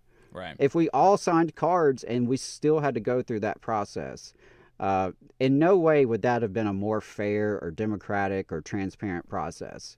It would have been, unnecessary, costly, time-consuming, 100%. And so that was the experience of going through it. There was no coercion involved whatsoever. I'm like 110 pounds soaking wet. I don't think I'm like a scary union thug. No one was pressured by me to sign their cards. At most, and I explained this to someone yesterday, they were like, explain this whole like coercion thing that they think union folks are doing. I'm like, I don't really know, because the most coercion I've ever really encountered is peer pressure, right? The peer pressure that your peers are signing up and you haven't done it yet. And so maybe your coworker being like, hey, come on, man, you should join the union. That's probably about as coercive as it's going to get in most situations. Right. I'm not going to pretend like there's not other situations and other behavior, but by and large, this is such a stacked deck against workers. It is a stacked deck against workers in Alabama. It is a stacked deck in terms of labor law. Right? These elections are not free and fair. And my question is, why do we have to do this? Why do we have to do this? It is a bill that it could be illegal. It frankly might be illegal in terms of its violation of our labor rights. We'll find out, but that's never stopped Alabama legislators before. They seem always eager to spend our tax dollars to defend against costly lawsuits and waste our taxpayer money. It would also force employers that have good relationships with unions to hurt those relationships. And they may be less inclined to come to Alabama. And, there are big companies like Microsoft that have decided to sign neutrality agreements, right? And are willing to take a little bit different approach. Maybe it's just for PR. Maybe it's just to please, progressive investors. Whatever, it doesn't really matter what it's about. The reality is there are some companies that are willing to do voluntary recognition, and this would literally punish them and disincentivize them from doing so. And so my last thing about, why do we need to do this? Let's just be real. Alabama is one of the worst places to be a working class person in the developed world. These companies get away with lawlessness. The working people in this state are screwed. And then we have to pay for it with our own tax dollars, right? We pay for it. So not only are they getting away with screwing us, they're getting paid to do it through our incentives, through our tax write-offs, through our subsidies, right, through the low-cost property rentals, whatever the situation may be. And so we already have flagrant violations of labor law, of child labor law, of worker safety law, of environmental law, right? That happens routinely. We already see massive union busting of the illegal and legal varieties, both with the companies themselves, but also their allies like Business Council of Alabama, all the way to the governor's mansion. So we already have all of this going on. Union density is only 7.5% in the state. You really got to add insult to injury? Is that what we're going to do? Just kick us while we're down? How much more can you take from us? I mean, how bad do you want things to be for working people in Alabama? It's ridiculous. And this is an opportunity for working people to stand up. This is an opportunity for union folks to unite. This is a clear attack on our rights to organize. This is a clear attack on the rights of businesses to have good relationships with unions. This is an attack on working people who want to make their lives better in the state of Alabama. And so this is an opportunity for us to all get engaged in this. There are lots of ways we can fight this. And I know, Jacob, you can chime in with anything I miss here, but we are encouraging folks to be in Montgomery next week. There is a Senate committee hearing at 3 o'clock on Wednesday. And so we plan to be there. We don't know if the bill will be before committee, but we're encouraging allies to be there. Will be an AFL-CIO roadkill barbecue that afternoon, so we're encouraging union members to lobby at the State House the day before. During the day before the barbecue. April 2nd, that Tuesday, is the RISE lobby day and the CWA's lobby day. So lots of opportunities for people power in the State House next week. If you can't make it to Montgomery, we need phone calls to senators, particularly senators on this committee. It's the Fiscal Responsibility and Economic Development Committee, the FRED committee. Lots of North Alabama folks are on this committee, including Tim Melson and Sam Gavan and Tom Butler. So if you're in our listening area, you probably fall under one of those districts, or you perhaps live in Senator Arthur Orr's district. We are encouraging folks to give phone calls to those folks and let them know how you feel about it. And if you can't make a phone call, at the very least, send an email. Preferably an original email. It's really easy to Google, find my Alabama legislator, plug in your address. You'll get connected to who they are. Send them an email at the very least within the next week, but phone calls are definitely better. If you can make it to Montgomery, that's great. There will be social media that you can share over the next week being put out by all sorts of folks. Definitely follow the North Alabama Area Labor Council on Facebook. Stay tuned to the Valley Labor Report. I encourage you to share our coverage of this legislation that we put out. I think the video came out just yesterday or day before. Again, you can share that with folks as well. We just got to get the word out. We got to educate folks. This is a good opportunity for us to fight the good fight. Going to spend the last couple of minutes on Boss Watch, what bosses were up to last week in the South. In Tennessee, the U.S. Department of Labor's Office of the Solicitor obtained a federal consent judgment that requires a Morristown manufacturer of outdoor power equipment components from major companies, including John Deere, Toro, and Yamaha, to stop employing children illegally. So very controversial judgment there. The judgment, which comes after the department's Wage and Hour Division identified several children employed in dangerous jobs, includes a $300,000 civil money penalty. The employer must also set aside $1.5 million as disgorgement of 30 days' profits related to its use of child labor. The proceeds paid by Tough Torque will be used for the benefit of the children employed illegally. Entered in the U.S. District Court for the Eastern District of Tennessee, the action addressed Tough Torque Corporation's illegal employment of children. To date, the department has determined that Tough Torque subjected 10 children to oppressive child labor. Division investigators began its probe months ago, but obtained clear evidence of the unlawful conduct on January 23rd when they returned to the Tough Torque facility and observed a child operating a power-driven hoisting apparatus, an occupation prohibited for workers under the age of 18. As a result, the department objected to the shipment of goods from the Morristown facility, citing the Fair Labor Standards Act hot goods provision, which prevents employers from shipping goods produced by oppressive child labor. In addition to an agreement to comply with the child labor provisions of the FLSA, payment of the full civil money penalty, and disgorgement of profits, Tough Torque has agreed, among other provisions, to do the following. Contract with a community-based organization to provide regular training to staff, managers, and contractors. Establish an anonymous tip line for reporting child labor and other suspected FLSA violations. Allow unannounced and warrantless searches of its facility for 3 years.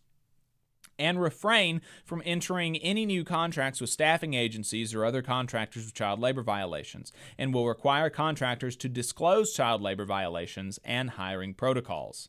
In fiscal year 2023, the department investigated almost 1,000 cases with child labor violations involving 6,000 children nationwide and 500 children employed in violation of hazardous occupation standards. The department addressed those violations by assessing employers more than $8 million in civil money penalties. In D.C., the U.S. Department of Labor recovered over $500,000 in stolen wages after its investigation found an operator of group homes deprived 34 workers in the District of Columbia area their full wages and fringe benefits. The department's Wage and Hour Division determined that Lamont Homes Incorporated violated the Fair Labor Standards Act and the McNamara-O'Hara Service Contract Act. The district's Department of Behavioral Health contracted the company to provide residences for people needing mental and behavioral support. Federal Service Contract Act worker protections, including the payment of prevailing wages and fringe benefits, apply to most service contracts entered into by the District of Columbia.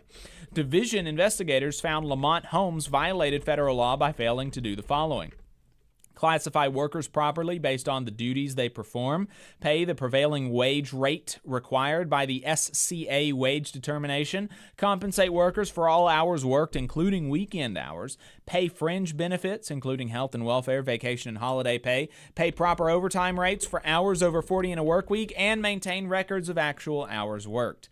In addition to paying back wages and fringe benefits, Lamont Homes agreed to implement accurate record keeping of hours worked, pay required wages in the future, and not deduct lodging expenses from employees' pay, and receive training on FLSA and SCA compliance.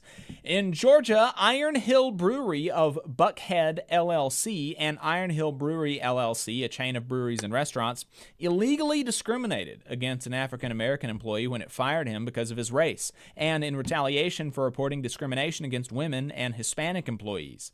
The U.S. Equal Employment Opportunity Commission charged in a lawsuit filed last week. According to the lawsuit, an African-American sous chef in training complained twice to Iron Hill that management employees were mistreating the Hispanic employees and women, including not providing a safe, private space to express breast milk. For these actions, he received an unwarranted disciplinary action and was fired. Iron Hill stated that the firing was due to a violation of its zero-tolerance policy on workplace discrimination, even though the sous chef in training had not engaged in discriminatory behavior. Iron Hill refused to terminate or even discipline a white employee who several employees claimed violated Iron Hill's discrimination policy with respect to black employees. So there you go. Bad stuff. There's several more quick hits that if you want to see what there are, you're going to have to subscribe to the newsletter, tvlr.fm/contact. Say that you want to subscribe to the newsletter, and we will get you on the list. That's going to be it for us on the radio today. Adam, you have one or two quick plugs? Yeah, go to labornotes.org/events. Arise Lobby Day is the 2nd. Roadkill Barbecue is the 3rd. That's next week. Come to Montgomery Tuesday and Wednesday if you can. And last thing is that Southern Workers Assembly has their Southern Worker School May 17th through 19th. All right, folks, that's going to be it for us on the radio today. Find us on YouTube and Facebook. We're going to keep going. We've got Max Alvarez coming on in Overtime, going to talk about the Baltimore bridge collapse and the effect on workers in the area. Also going to be playing a debate that I had on the question, is Donald Trump a New Deal Democrat? Okay. With that, see you next week, folks.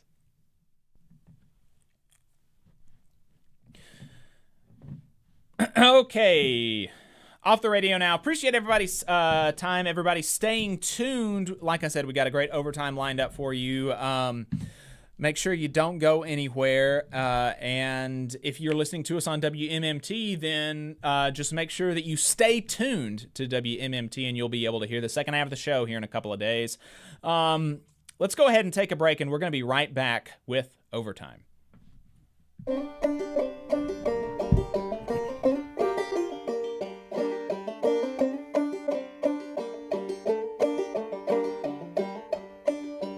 Come on, you poor workers, good news to you I'll tell. How the good old union has come in here to dwell.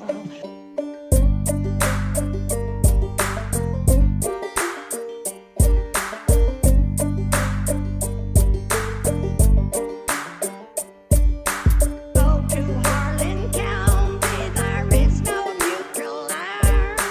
You'll either be a union man or a thug party age player.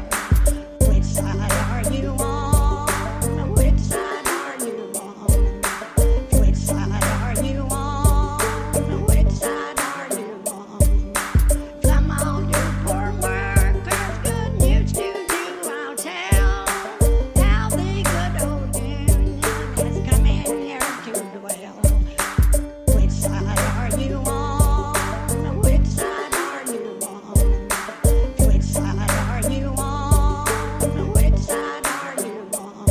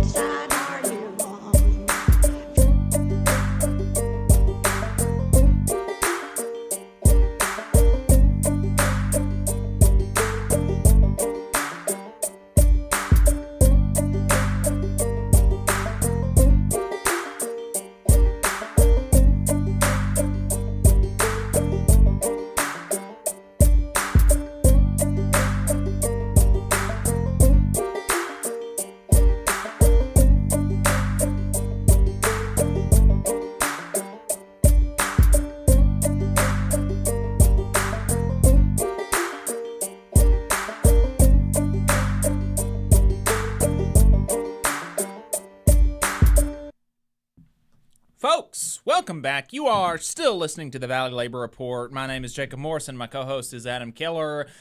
Give us a 5-star rating if you are listening to us as a podcast. Subscribe, like the stream if you're watching us on YouTube or Facebook. Call the radio station that you're listening to us on and tell them thank you for playing the Valley Labor Report. And if you are not listening to us on a radio station, but you are listening to us online or through podcasts, but you'd like for us to be on a radio station, hit us up and let's talk about it. Actually, hit up the radio station and then hit us up. Yes, exactly. But let's talk about it. I had a brother, fan of the show, Zach from Oklahoma. Shout out, Zach. He reached out to me and, wanted to know if maybe we'd get on the air in Oklahoma. And of course, we're down. If we can make it happen, we'd love to do it. Wherever the money is, baby. Yes, absolutely. So if you've got community radio stations like college radio, community radio, public radio, somewhere that would air us for free, that is really ideal. Thank you. Shout out to WMMT and WHIV and Unclaimed Mysteries Internet Radio. Appreciate them doing that. But if it's a paid time kind of situation like we do with WZZA and WVNN, where we have to pay and purchase the programming time, that's still doable if you got some unions in your area that'd be willing to run some ads and sponsor our time there. We'd love to get on the air. I mean, we're really, really interested in some key strategic targets, cities that have active organizing campaigns such as Tuscaloosa and Montgomery and Chattanooga. We think those would be important areas to hear this message. But anywhere the people will take us, we will go. That's right. That's right. Also, wanted to mention we've had a few guest appearances. We were on Power at Work with former Obama Department of Labor Secretary Seth Harris. That was his title, right? He was Department of Labor Secretary. I cannot recall his title, but I really enjoyed the Power at Work appearance. We were on there with Black Work Talk, Bianca and Jamala, and we've had Bianca Cunningham on the show before. We're big fans. So it was a great conversation. Got to talk about, why we do what we do with labor radio and labor podcasting, and how it kind of connects with our organizing work and what we do in our day jobs, all that good stuff.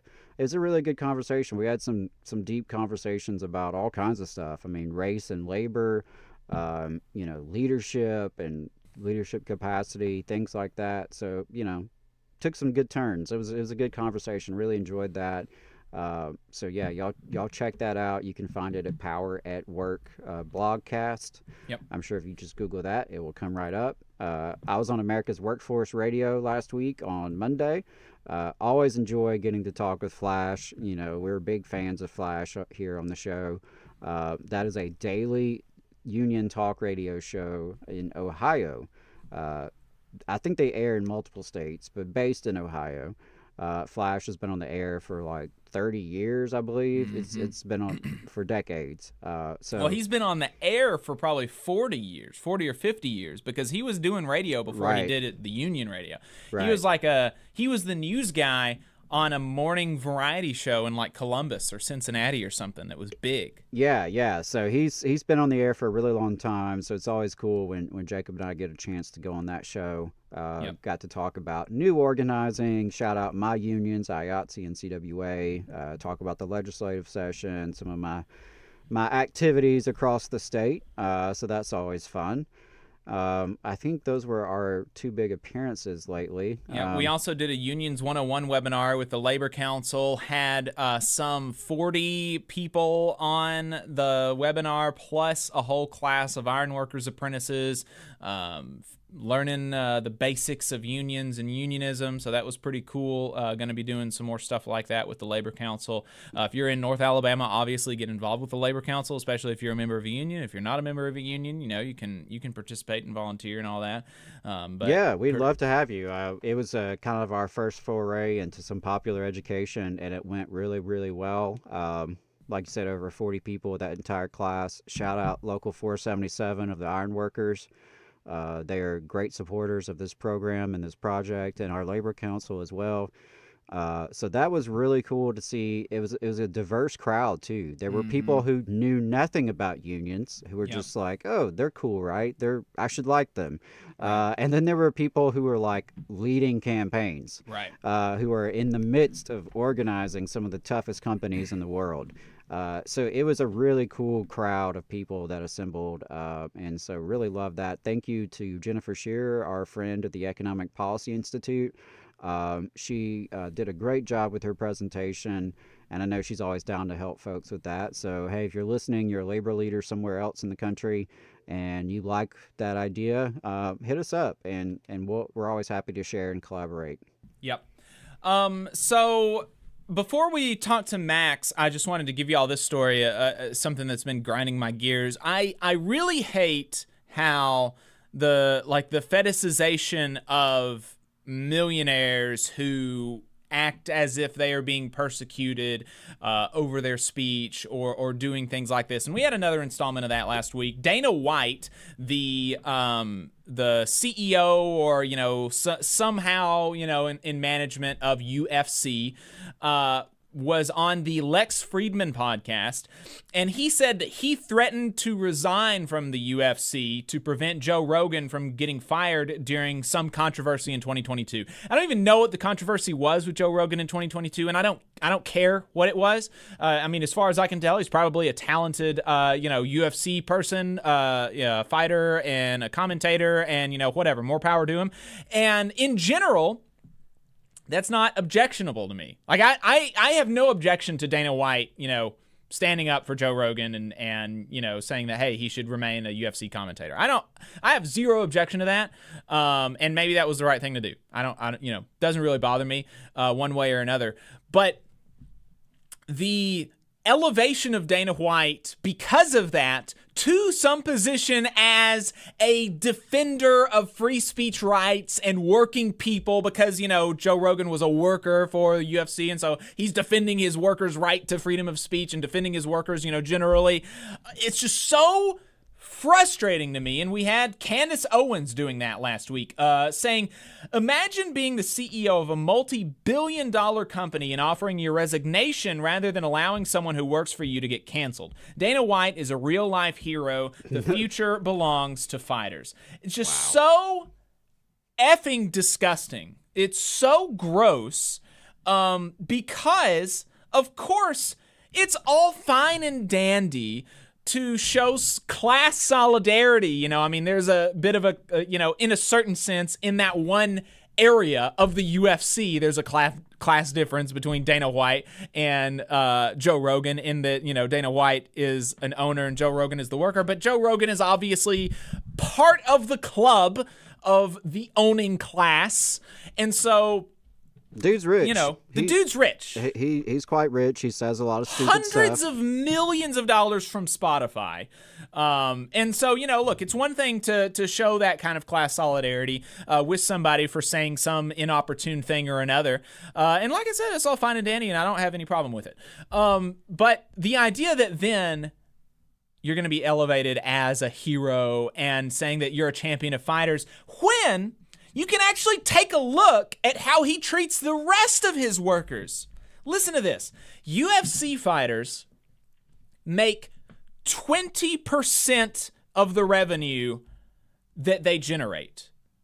20% compared to every other sport where the athletes get something between 48 and 52% of the revenue that they generate. Other sports like the NHL, the NBA, the NFL, right? These are basically every other sport has revenue split with the athletes of like 50%. Athletes get 50% of the revenue that they generate, and 50% of the other stuff goes to other stuff. And that's not illegitimate, right? There are other legitimate costs besides employee salaries. There's advertising, there's equipment, there's stadium rentals, there's all this stuff. It's not illegitimate that you have other costs besides the worker's salary, and 50-50 seems like a reasonable split, because all of that other stuff is dependent on the athletes doing it, and that's what their unions have been able to negotiate. And yet in the UFC, The people who actually generate this stuff, they're only given 20%.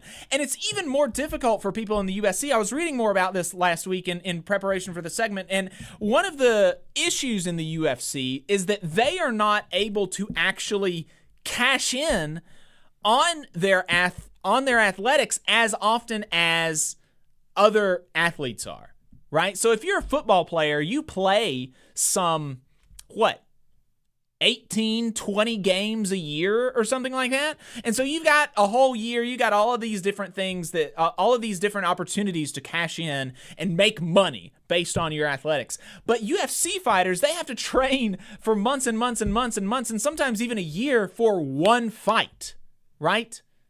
That one fight. And then you can't fight again for another long amount of time. And so the opportunities that they have to generate revenue is less. And then on top of that, they are getting a smaller split of the revenue than other athletes are. And that has been brought up to Dana White multiple times. The fact that UFC fighters are underpaid. And he always and inevitably scoffs at it. In one instance, this was back in 2022, 2 years ago, saying that raising UFC fighters' pay is, quote, never gonna happen while I'm here. Dana White is a hero, so says Candace Owens. I will never raise the pay of the people who pay my salary, who generate the value that I steal to take home and pay for all of my nonsense. I'm never going to raise their salary. But this is the hero.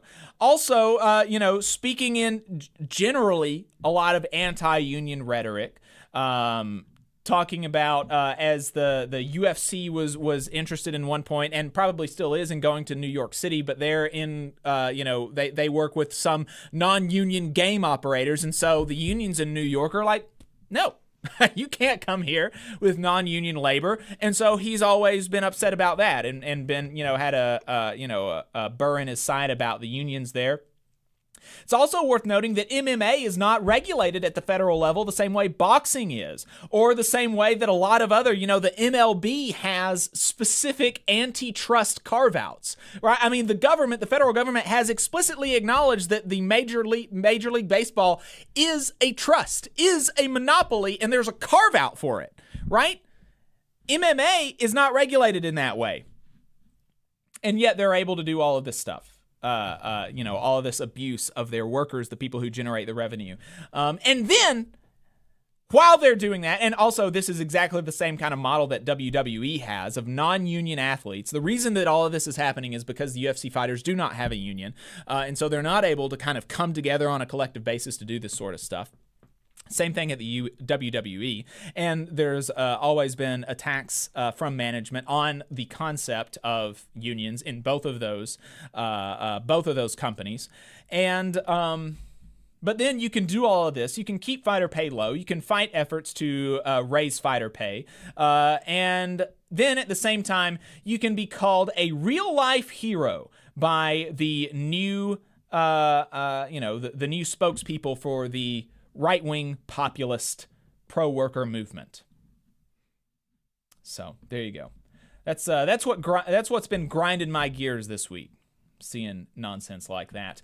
It's funny how free speech only seems to work when it comes to like bigots, but not when it comes to union talk, or any sort of exercise of your rights as a worker. It's interesting how that always plays out. Yep. Have we got Max in the Zoom? I think we do have Max. Perfect. Yeah. So Maximilian Alvarez is the editor-in-chief of the Real News Network, host of the Working People podcast, friend of the show, voice of the show. Thanks for taking the time to talk to us today. Thanks for having me, brothers. Great to see you, as always. Great to see you. It's unfortunate that it is under these circumstances because the circumstances are not great. There has been just a genuinely, catastrophic accident in Baltimore that has by all accounts, taken at least 6 lives and 6 lives of immigrants. And I'm not sure if there are expectations that the death toll is going to be rising at this point. But on top of that, the obvious and the thing that should be at the center, and we want to put that at the center, there are, of course, huge other ramifications because this bridge was really kind of the connecting artery to the Baltimore port. That's one of the largest in the United States. The Longshoremen's Association there said that they are concerned that that their 2,400 members are going to be out of a job soon. Boats are having to, these cargo carriers are anchoring outside of the port, unable to dock because they can't get their stuff, what it would have gone across the bridge to the rest of the U.S. And so this is, just a huge, huge situation with really serious ramifications for the entire city of Baltimore. So just let's start there, and then we can dive into some of the specific aspects and maybe some of the reactions to it. Generally, 30,000-foot view, how is this feeling to people in Baltimore as a resident of Baltimore yourself? Yeah, I mean, I'll walk through the timeline of this week, right? And and just to kind of let folks know, it's been a very long week, and I just got more than 5 hours of sleep for the first night in like a week and a half. So it's kind of all hitting me now. I was just along with our team at The Real News, racing all over the city, doing everything we could to meet the moment and lift up the voices of the people who are going to be quickly forgotten in all of this, right? And the workers who perished, their families, their community, our community.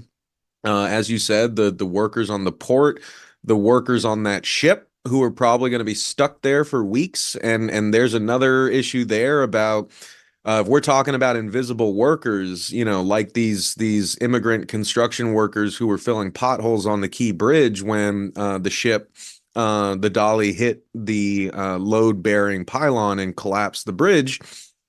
The workers on that ship, are also, incredibly exploited, and we don't know a whole lot about them. But what we do know is that, as maritime trades, union folks here in the States have told me, I mean, you have a lot of these ships that are effectively, and I quote, floating sweatshops that workers from the global South are living on and working in and have no escape from for months on end. Right. So there's a whole lot of horror tied up in this story that we're going to need to unpack for the weeks and months to come. But as you said, Jacob, I mean, the very fact of the bridge collapsing in the port of Baltimore, I mean, is going to have, huge ramifications for working people in the Baltimore area, but beyond it too. It's going to have ramifications for our economy after workers have been, battered for years by COVID, by inflation, and so on and so forth. So this is going to, be a very devastating event for the city and for our people for a long time to come. But, when I got back to Baltimore myself at 1:30 on Monday morning, after driving, 6 hours back from East Palestine, Ohio, where I had been for the previous 5 days, running around, filming for The Real News, participating in an event that we helped put together, along with just this incredible coalition of folks that have come together and came together there physically in East Palestine last Saturday, a week from today. We're talking East Palestine residents who have been, whose lives have been turned upside down by the catastrophic Norfolk Southern train derailment on February 3rd of last year. That too was a preventable catastrophe. The workers there, the people there, these are current and former union members. like Chris Albright, the one of the residents that I've been working most closely with and have gotten close to with his and his family. He's an incredible guy, beautiful family. You know, he was he was a gas pipeline worker. He was a foreman. He was a LIUNA member, is a LIUNA member. And then a month after the derailment, you know, like we can almost, you know, completely surmise, but because of all the like legal deniability, like, you know, doctors are even afraid to say for sure. But a month after this derailment, a healthy, able-bodied pipeline worker was experiencing congestive heart failure that developed into severe heart failure. And he can no longer work. His medical bills are piling up. As of this year, he's lost his health insurance. So like these folks are in an incredibly dire situation. And we were there along with residents, railroad workers, residents from other sacrifice zones like Piketon, Ohio, where they've been getting poisoned by a nuclear plant for 40 years. You know, residents living near other rail lines saying, we don't want this to happen to us. And like, we're coming here to stand in solidarity with you. Striking journalists from the Pittsburgh Post-Gazette, environmental groups, people from West Virginia, California, Baltimore, like coming in to assemble there to answer the call in East Palestine and say like, you're not Trump voters, you know, we're not anything but fellow workers, fellow human beings who are fighting for our families and our communities, and we are here to help you, and we want to stand with you, but we all need to stand together if we're going to stop this crap, because it's happening all over the country. Doesn't matter if you're in a Democrat or Republican state. Corporate America is poisoning, exploiting, and taking advantage of all of us right now. And we are the kind of forgotten victims of this, you know, 40+ year reign of corporate oligarchy and, you know, like neoliberal crap. That has like contributed to the decades-long process of the Wall Street takeover of you know, vital industries like the railroads, the profit-minded, you know, the profit obsession, leading to like an obsession for juicing short-term profits while stripping away long-term maintenance and safety provisions, stripping away staff, cutting costs, cutting corners every year. And the railroads are more profitable than they've ever been. And yet communities like East Palestine and workers like those on the railroads are the ones paying the price. I promise I'm getting to Baltimore. But like the point is that's what I was doing this weekend. And I drove back, you know, on Sunday night, got home late Monday morning, thinking about all of this, thinking about those conversations, thinking about our brothers and sisters in East Palestine. And then the first thing I did on Tuesday morning was I went on Flash Forenza's show, America's Workforce. Shout out to Flash and the great folks there. I know you guys got a phenomenal regular spot there too. Chris Albright and I went back on Flash's show Tuesday morning, like at 7 a.m, to talk about the East Palestine Conference. And as soon as that was done, I started learning about the bridge. And the first texts that I started getting about the bridge were from East Palestine residents who felt really connected and feel really connected to Baltimore right now. And there's something really powerful in that, but we can return to that later. But, you know, they were seeing a lot of eerie resonances with what they had been through. I couldn't help but see them too.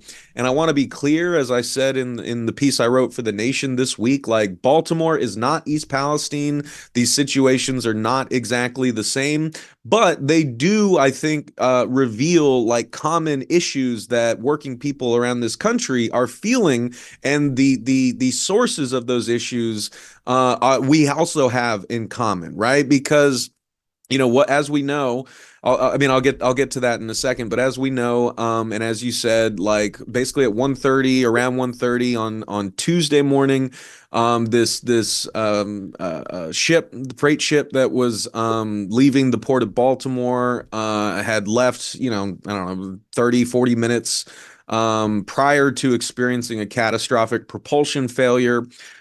Issuing the captain, you know, like, or the pilot on that ship, you know, like that, who is an American designated official who is supposed to help ships navigate their way out of the port of Baltimore. They issued a Mayday call when they experienced that failure, letting the emergency dispatch know that there was a chance that the ship could hit the bridge. And then they had about 90 seconds to respond. And so, police, you can listen to the police scanner, the folks responding to that call, racing to the key bridge, blocking traffic so more people didn't drive onto that bridge before it collapsed. And credit to them, they saved lives. But, like the construction workers who were filling potholes on that bridge in the middle of the night, were working for a contractor in the city named Bronner Builders. It's a non-union contractor. They did not get a warning. Or I mean, like, by all accounts, we have not found any evidence that they got any warning. And that's kind of where, like, my reporting in this, came in, is after the America's Workforce interview. I went to the Real News Network. I was talking to our colleagues, our team, about, what we knew and what we could do. Two of my amazing colleagues, Kayla Rivera and Jocelyn Dombrowski, our chief of editorial operations and our managing editor, we got in the car. I grabbed my podcast stuff and I said, let's go and try to get as close as we can. And so we ended up at this Royal Farms gas station. It's a really famous kind of Maryland chain. Justin Tucker, the kicker for the Baltimore Ravens, does the commercials for them. So I was standing there with my colleagues and, seeing media run around at this Royal Farms that is like right next to one of the entrances to the bridge. And we were racing there because we had seen on social media that a man named Jesus Campos was there. Jesus also works for Bronner Builders, is also an immigrant worker, construction worker, who, was saying that he knew the men on that bridge. So we were racing primarily to meet him, and we did. And I got to interview Jesus for, between 3 and 4 minutes. But it was really troubling to me because the whole time we were racing there, and I was trying to find out everything I could about the situation. I was looking at the posts and articles from other journalists who had spoken to Jesus. And when we got there, I asked him a question that I felt I hadn't heard anyone else ask it up until that point. I'm not saying no one did, but I hadn't heard it, which was, did the workers get a warning before the bridge collapsed? And he told me pretty point blankly, no. And that to me, is an egregious injustice, right? And there's so many questions again that are wrapped up in that, like, how in the hell could we end up in a situation where workers doing this essential work, contracting with the state, and those contracts are supposed, especially in construction, are supposed to mandate prevailing union wages. And again, this is not a union contractor. So far, what I've heard from other construction folks in the city is that Bronner doesn't have the worst reputation. So I don't want to speak out of turn and blame the company for everything before I can do more investigating. But the facts are that it's a non-union contractor, that the state of Maryland, like states around the country, use these contractors, and those contractors subcontract workers out. And that very well could have been the situation on Tuesday, where some of these workers were, subcontracted, being paid under the table, possibly even undocumented. Again, these are the questions that we're trying to find out. But right now, first and foremost, we're trying to give the family space because they are grieving an incredible and impossible loss. Some of these men just welcomed new children into their family in the past year, and now those families have a hole in it that'll never be filled. So anyway, I'll wrap this up. The point being is that I interviewed Jesus Campos. I posted about the fact that according to one of the co-workers of these men who died on the bridge, they did not receive a warning. If they were, city workers, if they were union workers, would they have had a direct line to emergency dispatch? If not, why the hell do we have a regulatory regime that allows workers to be marooned on a ship like that in a clearly potentially hazardous environment, doing that vital work? And let's not forget, construction's already one of the deadliest jobs in America. And they had no direct line to emergency dispatch in case something like this happened. Like, that in itself is an egregious injustice. And the only other thing I'll say, just tying it back to East Palestine, is like, again, these situations are not the same, but a lot of the common questions are coming up. Like with Norfolk Southern and the train derailment, like, you know, when that derailment happened, right, immediately you had all of these, like, you know, well-to-do pundits in the United States saying, like, well, you know, we can't rush to conclusions. All we know is that it appears to be a bearing failure that caused the derailment. So that's all we can say on it right now. Just like the same folks today are saying, well, all we know is that it was a propulsion failure, so we can't rush to conclusions. And I'm not rushing to conclusions. We need to do the investigative work. Like, that's what journalism is supposed to do.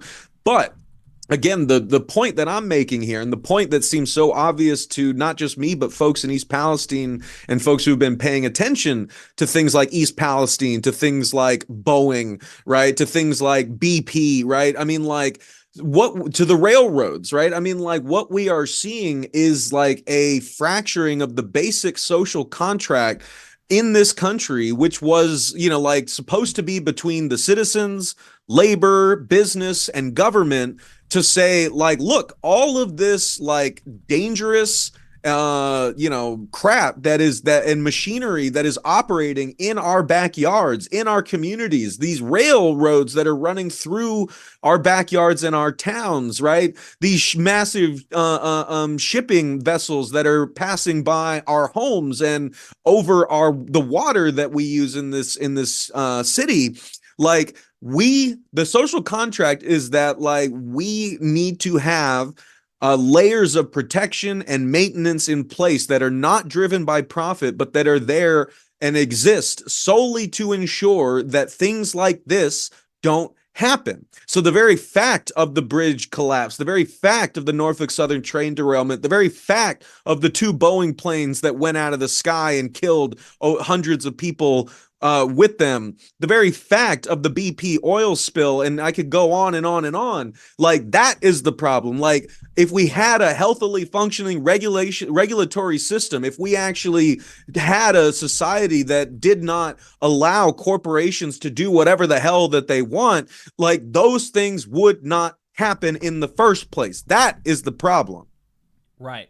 And you know, some of the echoes, you know, the Lever has been doing great reporting, and you know, they were really great on the East Palestine stuff as well.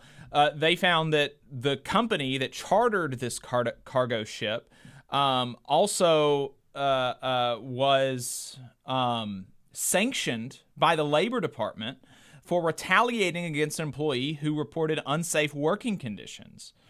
In its order, the department found that Maersk had a policy that requires employees to first report their concerns to Maersk prior to reporting it to the Coast Guard or other authorities. It seemed like, I can't find it right now, but was that same ship involved in another accident? Yeah, so I believe it was in 2016 in Antwerp. The ship didn't have like a catastrophic accident, but it did, like, you can see pictures of it online where it like ran into a concrete siding in the port of Antwerp. And then the other detail that is worth looking at was, I believe it was last year, the ship was sighted in a port in Chile for having propulsion issues, right? But you know what the company and what, you know, people of a certain disposition will point out is that, you know, the ship did also receive you know, a passing grade here in the US. I believe the last one was in September, right? So, like, again, there's a lot to sort of unpack here because, like, again, one side is going to try to kind of do what they always do, what they did in East Palestine and everywhere else, is they're going to try to say that this is a contained freak accident that couldn't have been avoided, or, like, you know, if it did, like, here are the unique circumstances that led to this contained and unique catastrophic incident. But we, like, know better, right? Because if you actually spend your time interviewing the working people who live and work around these sites, right, whether they be railroad lines or whether they be ports or whether they be just folks like living in the city, right, and know what goes on there and are affected by it, right? Like, there's there's a larger question here about like how we ended up in a situation where a clearly, like a situation where like something that should have been caught, a ship that never should have been able to leave port, especially carrying as many hazardous materials as it was, that some of which are reportedly, according to Business Insider, sitting in the water right now in the Patapsco River. That's what folks in East Palestine were also like saying. There's like, how many of those containers fell into the water? Like, again, they are going through something similar where they're being told by Norfolk Southern, by their own government and government agencies like the EPA, everything's fine. You guys are fine. Go back to your regular lives and stop bothering us. Meanwhile, myself and Mike Bolanek, this great working class director and videographer who I was shooting in East Palestine with, like, we were standing in the creeks behind people's houses in East Palestine with Christina Seisloff, a single mom who lives in like the sticks in Pennsylvania, who is also getting like all these health ailments. She's been out there, like with, like a creek ranger with a few other folks documenting the fact that those waters still are not safe. And she showed us, like, if you just turn a shovel over, you'll see it's like ghosts coming out of the water. Those chemicals that we saw on top of the water a year ago, they're still there, right? And so obviously East Palestine folks are telling us, like, you need to find out what was in those containers and like you need to get them out of the water as soon as possible. So that's another issue. But again, the whole point is like, this did not happen overnight. We are experiencing across this country, right? The chickens are coming home to roost, it feels, after 40 plus years of corporate dominance, deregulation, disinvestment, the devaluation of labor and life itself, right? That stuff starts to add up, and all of it plays a role to the point where we don't care enough about the workers on that bridge to even ask, do they have a direct line to emergency dispatch? We don't care enough about the workers in that port to ask, like, are you guys getting enough time to do your job properly? We don't care enough about the workers on those ships to ask, like, are you guys getting enough time and are you getting paid enough? Are you getting what you need to ensure that you are navigating these vessels as safely as you need to be when they are passing in our own backyard, right? I mean, like, like, to say nothing of what's on the ships, like the amount of regulation, the kind of security checks, like, there are so many resonances here with like what I'm seeing in other industries, and I'm not jumping to conclusions and saying I know exactly like the source of this failure. But again, you can't do the work that we do and talk to people around this country who are experiencing similar things and not see the connections here. So that's kind of where we are right now. I mean, like, again, like, everyone's sort of racing to talk about what this is going to mean for the economy. There's just a rash of conspiracy theories like floating around there. Like, people are already kind of racing past, right, the 6 men who died on that bridge. 8 fell into the water that we know of. 2 were recovered that morning, one of whom, went to the hospital. The other reportedly refused emergency services. And like, I immediately, because if you know undocumented people and construction workers, your conclusion when you hear that is like, oh, they were uninsured or undocumented or both. But I was watching white anchors and newscasters here in the city say, oh, I guess that person must have just been fine and walked away. And like, that's the kind of situation we're in, where like these workers who were already basically invisible to our society have only become momentarily visible in death. And this is happening at a time when Donald Trump, one of the 2 leading like presidential candidates in this country, leading one of the 2 major parties, could be president again. He's out there saying that immigrants are poisoning the blood of this country, and people are believing it. I went on Democracy Now! And like made a passionate plea to people to like, please see us as human beings, for God's sake, because while you're out there saying that we're criminals and rapists and like we're coming to destroy the country and we're sucking all the government money out, this is what we're actually doing. We're working at night, filling your potholes so that, you could have a good drive to work and we can put food on the table for our families. Like, I just had an incredible podcast conversation yesterday in a Mexican restaurant in town, El Taquito Mexicano in Fells Point, where I met with like an incredible group of heads of different like Latino and immigrant justice or community orgs in the city. I mean, these are folks who the media in the city barely ever talks to or acknowledges at all. So they themselves are also operating in the shadows, and they're doing their best to fight for a community that is basically invisible, not just here in Baltimore, but around the country. And they are also working people who have families, who have multiple jobs. Some have like children with special needs. And yet I was sitting at this table of superheroes talking in English and Spanish about like how they have been mobilizing to support the families, how what this says about the way that our community is treated, and like what we were all feeling as people who are being vilified in this country, even though, we're just trying to make a life for our families. And even though, even in death, right, we can't achieve the dignity that every human being deserves. That's kind of where it is right now. Yeah, that is really indicting on those reporters that assumed and said on the air that oh, that means they're okay. I mean, that's wild to me that they would believe that and say that. That it's I mean, well, it's an even bigger indictment on our country, right? Because again, I want to confirm this, but just to say, like, when I was talking to the folks last night, and I was like, was that person sin papeles? Do we know? And we want to learn more details about the family, but like what like I was told was like he had no health insurance. So like in this fucking country, just sit with that. Sorry for swearing. In this country, people, like imagine being a worker, a construction worker, filling potholes at night.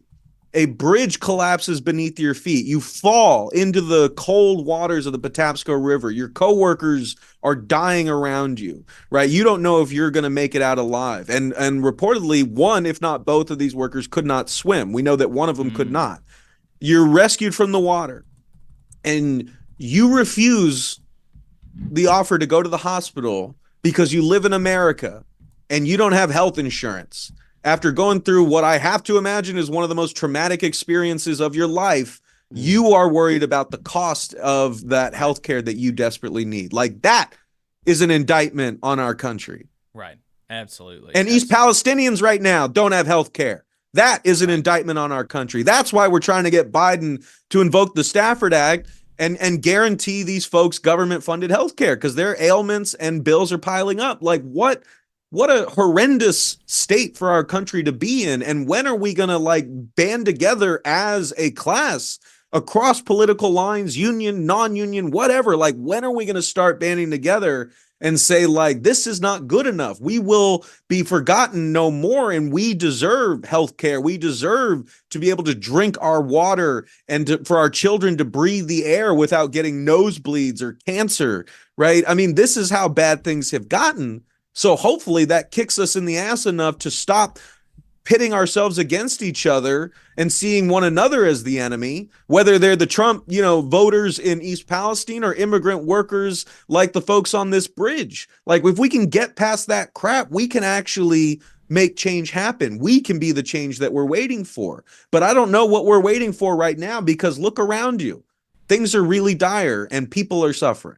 Right. And it's absurd to not kind of look to the state of things for an answer as to why this happened in East Palestine or in Baltimore, just like we did as things initially started breaking in East Palestine, because of, just because the boat passed an inspection doesn't mean that everything was great. I mean, we've seen the state through multiple examples, the state of our regulatory system and how it's kind of falling apart at the seams, and it is not catching the things that it's set up to catch. And so that was the defense of Norfolk Southern, was like, we were complying with all regulations, and then people could either, you have a decision to make there. You could either say, oh, okay, well, then I guess it was fine. Or you say, like, how bad are our regulations if that was okay?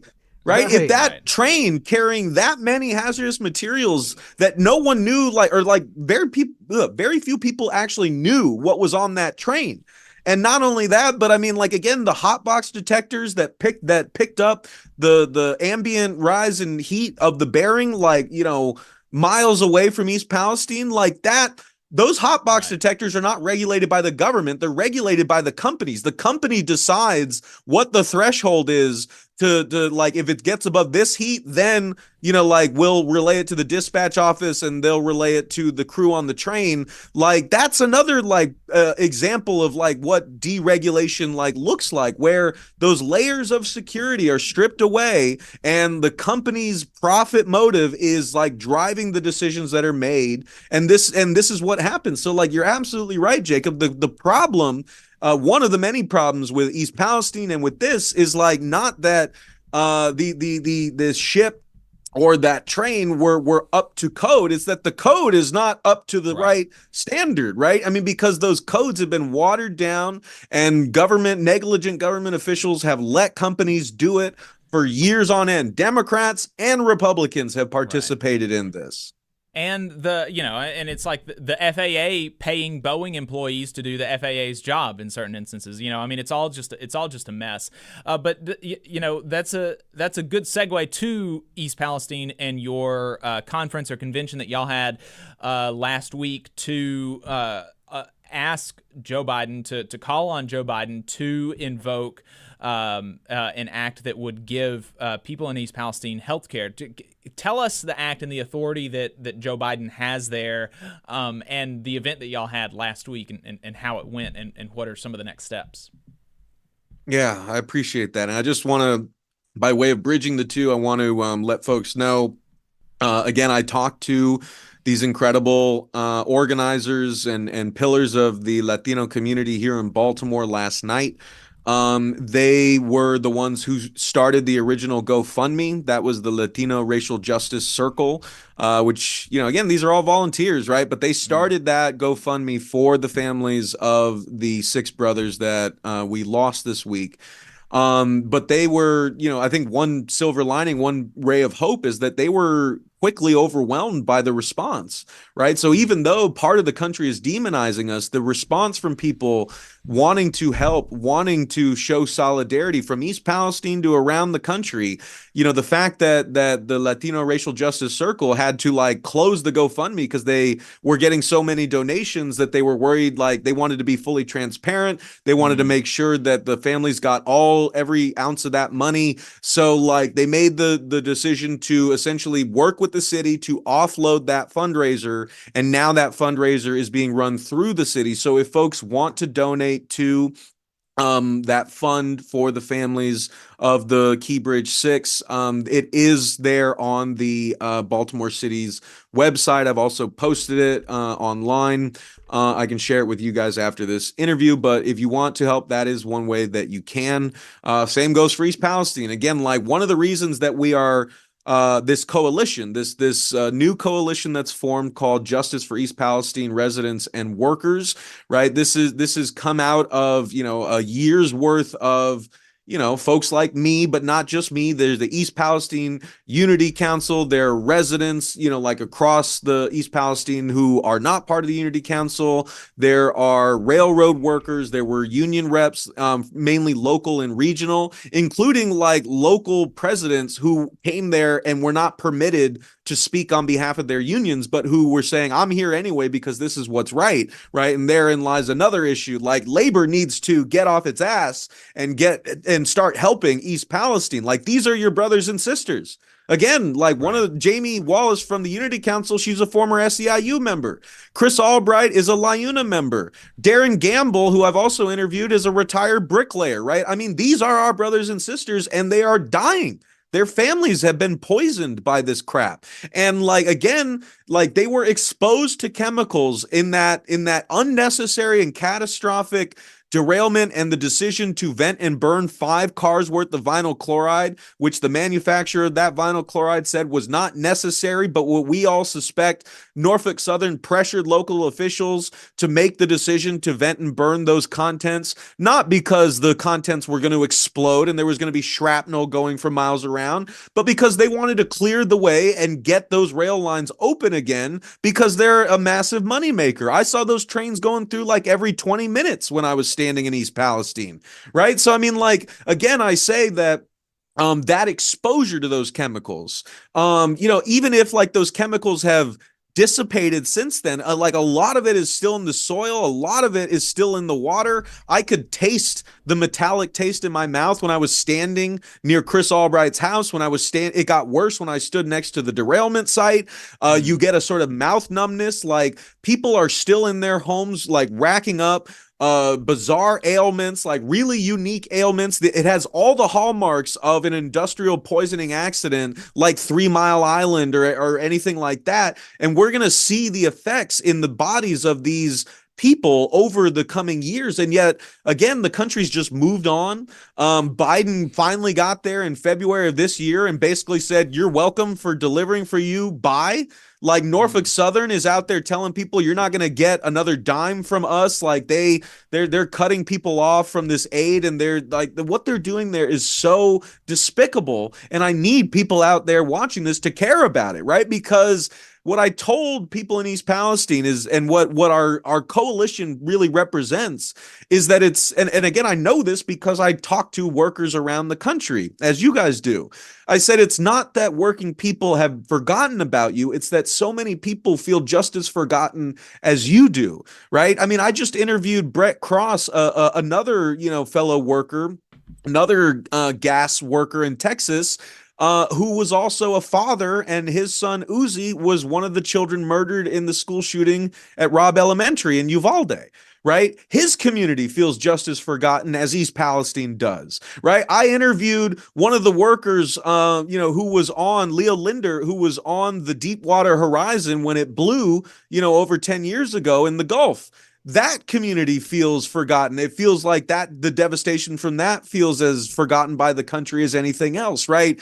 We need to band together as a coalition of the forgotten, right? The forgotten workers on strike, like the Pittsburgh Post-Gazette workers or the Warrior Met coal strikers, who we both tried to cover throughout their 2+ year strike, right? I mean, workers who have been, like the Latino organizers told me yesterday, right? A lot of immigrant workers in this community are still and are going to keep being impacted by COVID, right? I mean, people are dealing with long COVID because they were working in, conditions where they didn't have the kind of protections. And if they were undocumented, they did not have access to like the stimulus checks and like the unemployment benefits. So they had to go to work. They got sick. A lot died. A lot are still getting sick, right? They feel just as forgotten as East Palestine does. And as we're worried Baltimore will be, and Baltimore has been forgotten for so many years. I mean, this city's been losing population for decades. We've been disinvested from,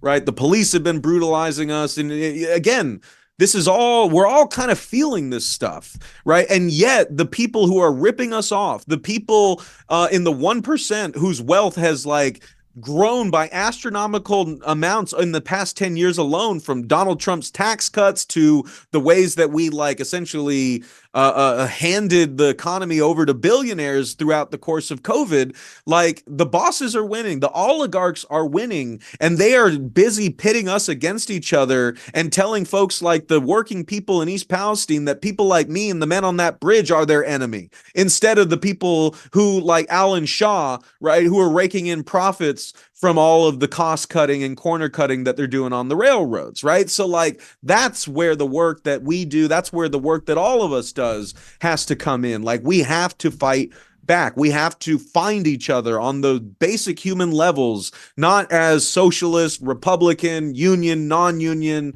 Democrat, Republican, whatever, right? We need to find each other on that level of just basic humanity, right? Human beings, fellow workers, fellow neighbors, people who want to provide for our families, breathe clean air, drink clean water, be left alone so we can enjoy our one time around on this earth with our family, like not have to work every day, every hour of our day just to put food on the table, right? I mean, like, those are the things have gotten so bad that those are the most basic common foundations upon which we need to unite. But if we do, I promise you all, we can actually win and we can make real change happen.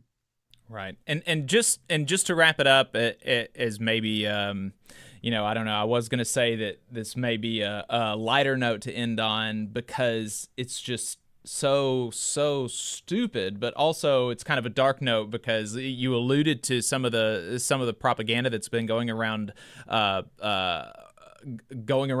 around the situation, and that's the attempt to shoehorn the kind of anti-DEI stuff into this Baltimore bridge collapse, just like they have been around the stuff with Boeing and every time now that you see a story about corporate malfeasance and the destruction of the regulatory state that results in totally preventable disasters and accidents and deaths and injuries, there's some crazy conservative commentator coming out and saying, well, that's what happens when you hire black people.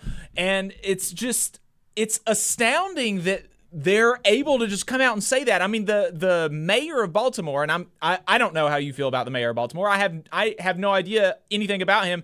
And, because of, I know how you feel about politicians generally. I'm sure probably you're not a fan. I don't know. But he came out and did a press conference, and there were people on Twitter talking about this is Baltimore's DEI mayor.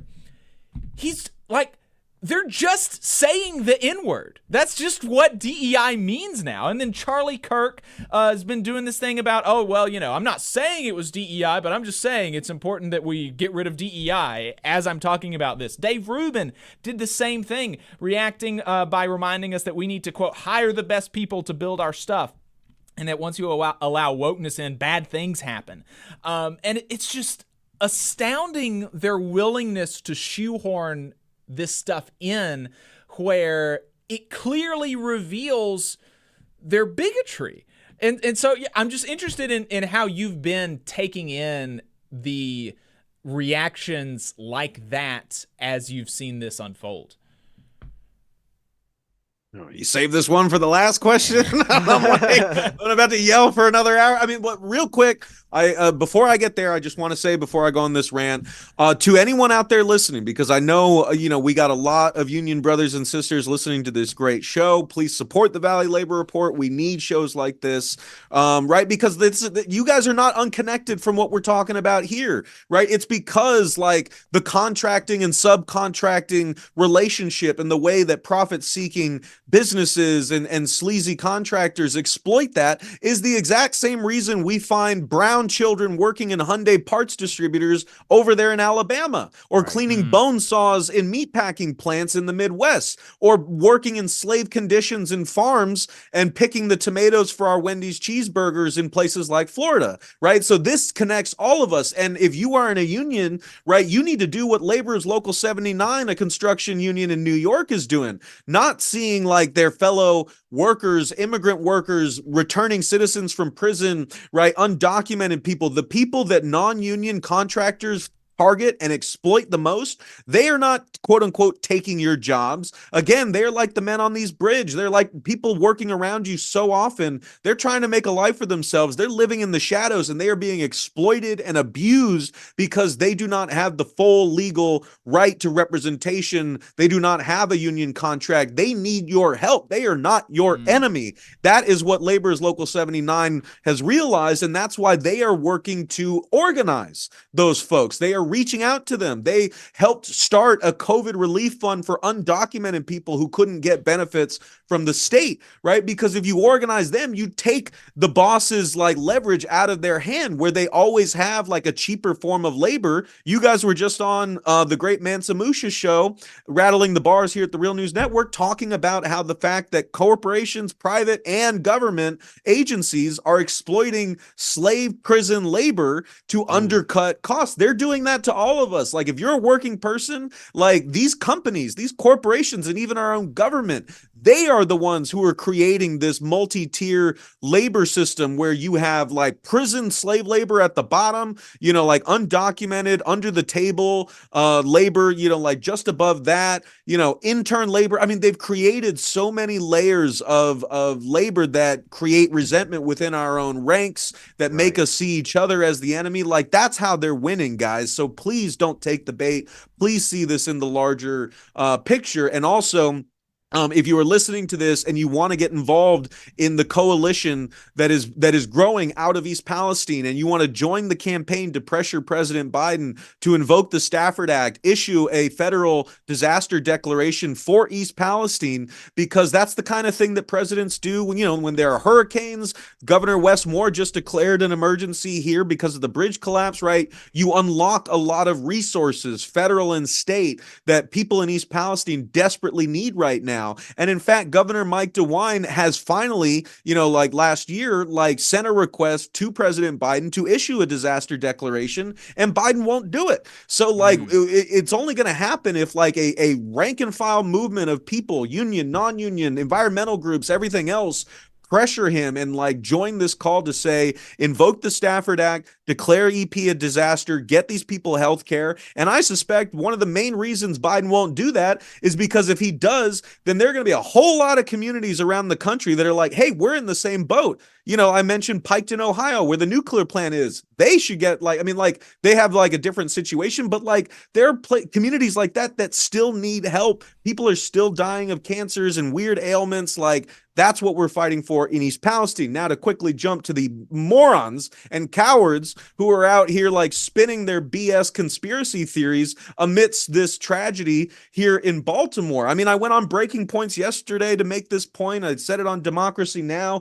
Stop being a coward. If you we're not going to reach those morons like Charlie Kirk. They are disinformation and division merchants. That is the whole point of what they do, right? So I'm not hoping to reach them. I'm hoping to reach the fellow workers who are being poisoned by that crap, right? And the people who, are again being led by their most cowardly impulses to, fabricate these ridiculous explanations when the reality is much more horrifying and it's staring you right in the face. We can confront that together. We don't need to shy away from it. We don't need to come up with these, ridiculous boogeymen to try to explain what should be patently obvious, which is, again, the regulatory capture, the corporate capture of our entire system, the speed ups, the relentless thirst for profit, the stripping away of safety and maintenance, the devaluation of labor and life, all of this is creating the conditions where things like the Baltimore Bridge collapsing and the East Palestine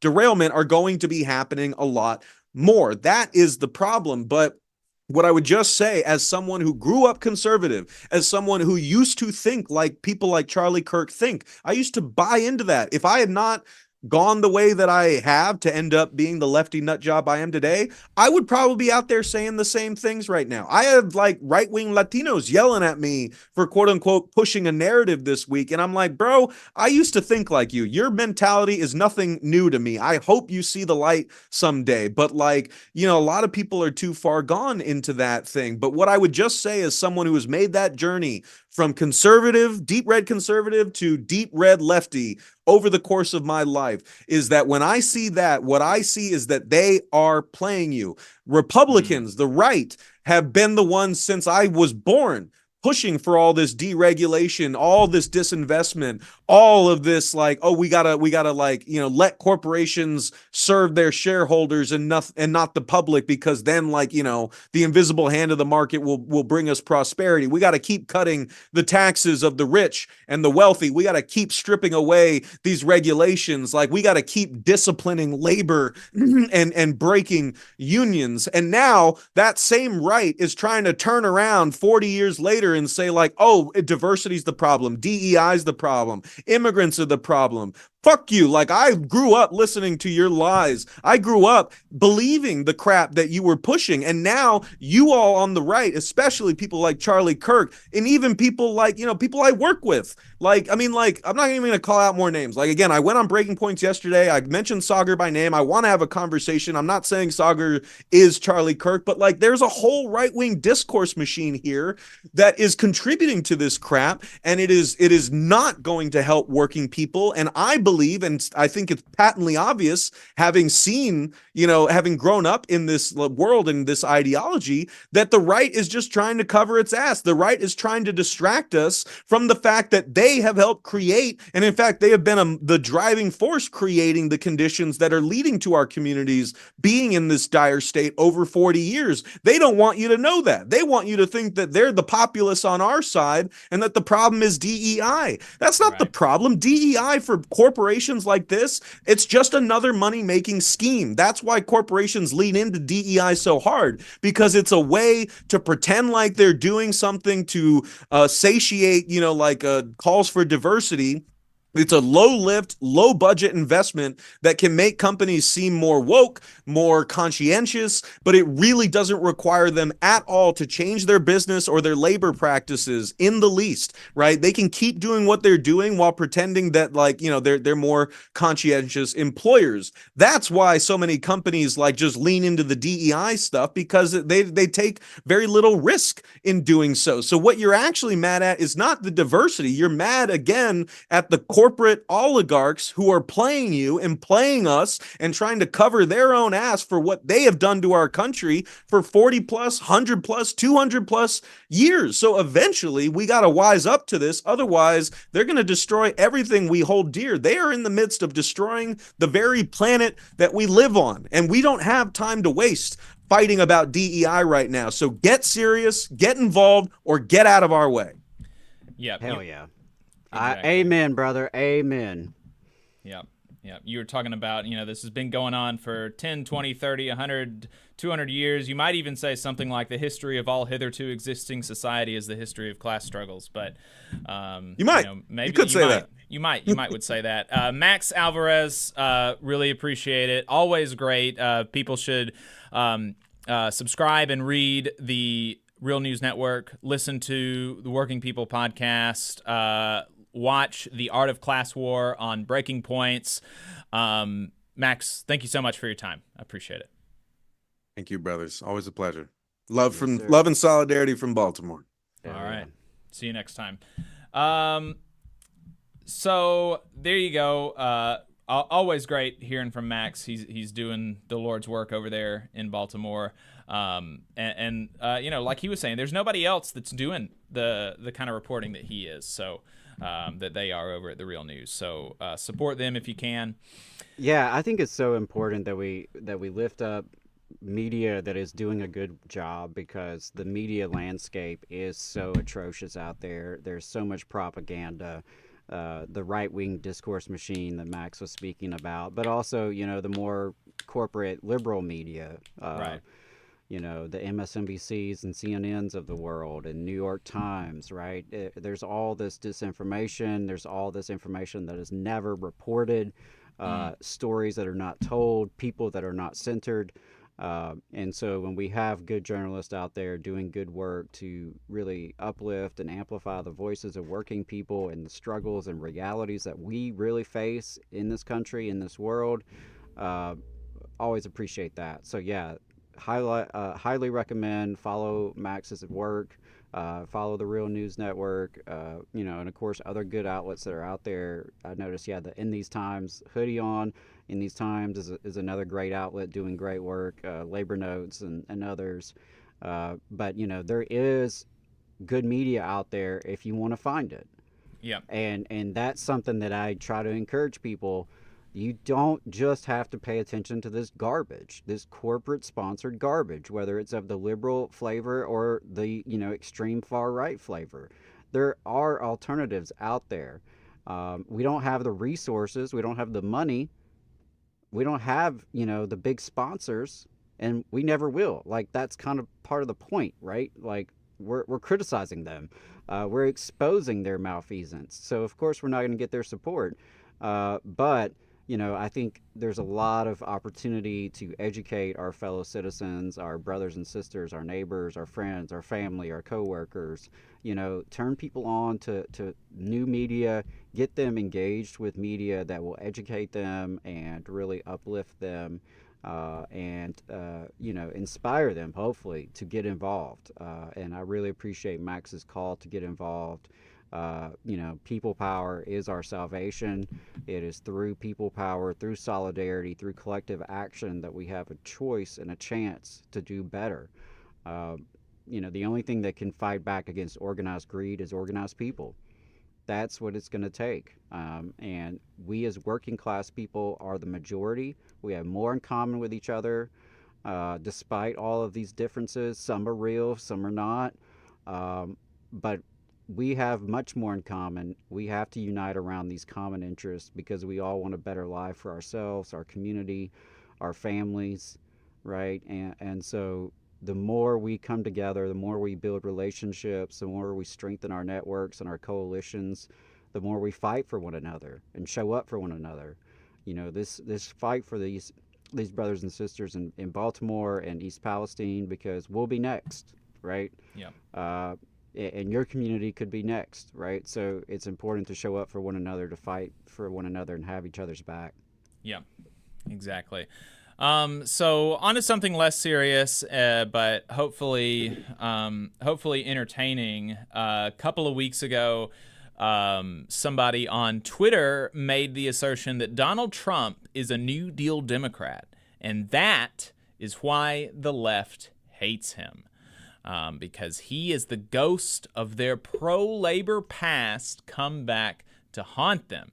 So I said, wow, that is a statement. I have to talk to this person.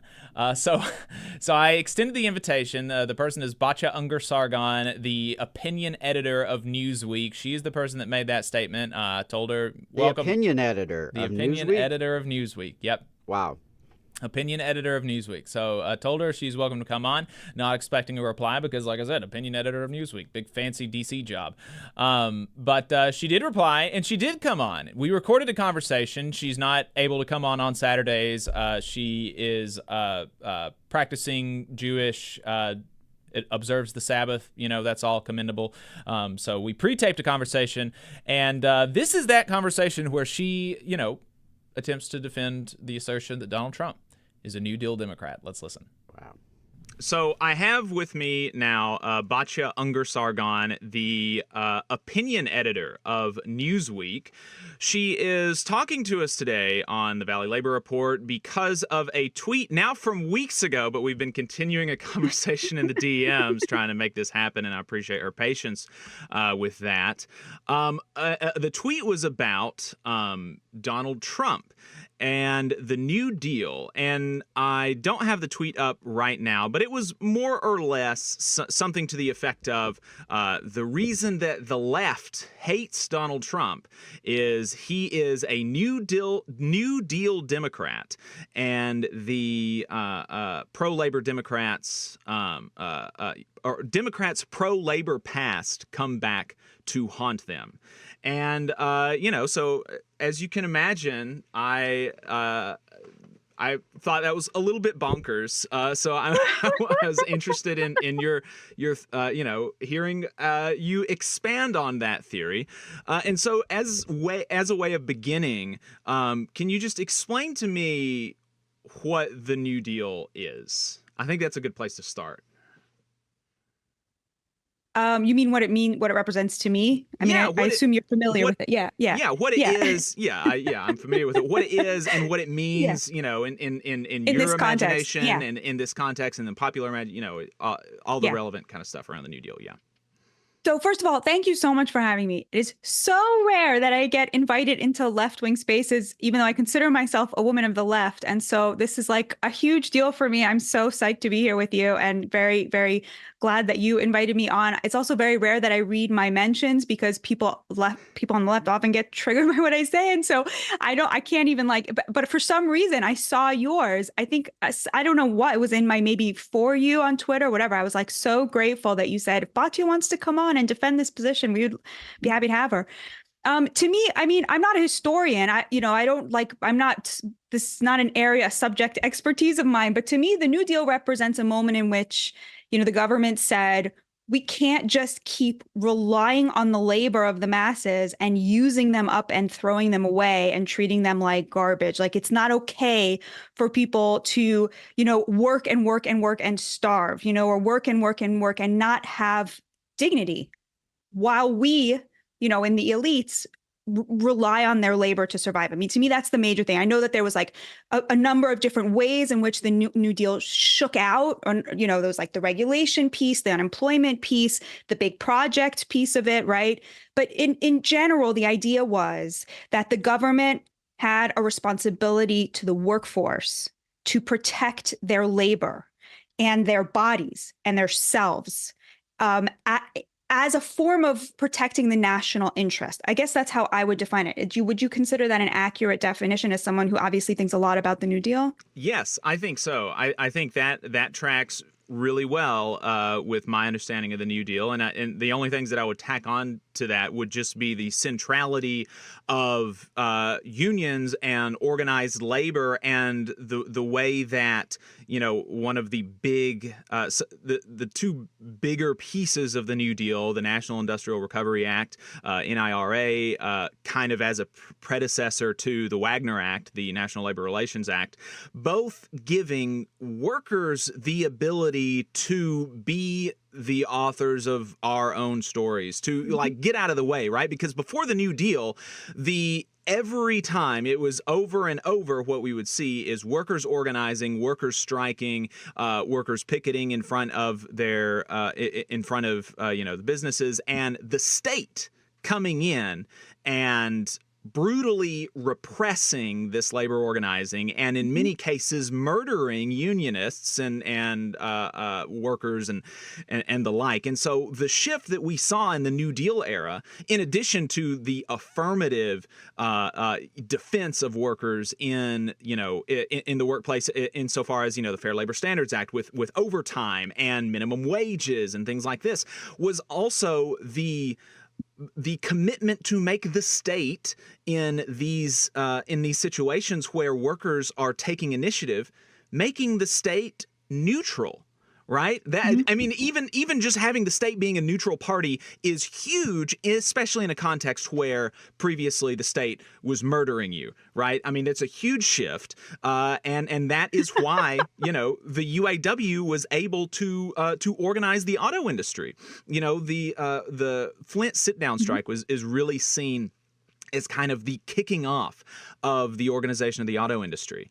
And the reason that one of the key reasons that the Flint sit-down strike was successful is that Michigan Governor Murphy sent in the National Guard to ensure that private security thugs did not go and murder them themselves, right? Ensuring that the people's lives are protected kind of over property, right? So all of that, just to tack on to your, I think, good summation of the New Deal and what it means. Right, so isn't this is already going so well? Like, we already have an agreement on like what the New Deal was, and that it was super good and super important. So I would say we're off to a really good start. Yes, I think we're off to a good start, but I think the thing that, the thing that's going to make the rest of the conversation all the more kind of befuddling to me is that we agree on what the New Deal is, and so now we apparently have incredibly divergent views of Donald Trump.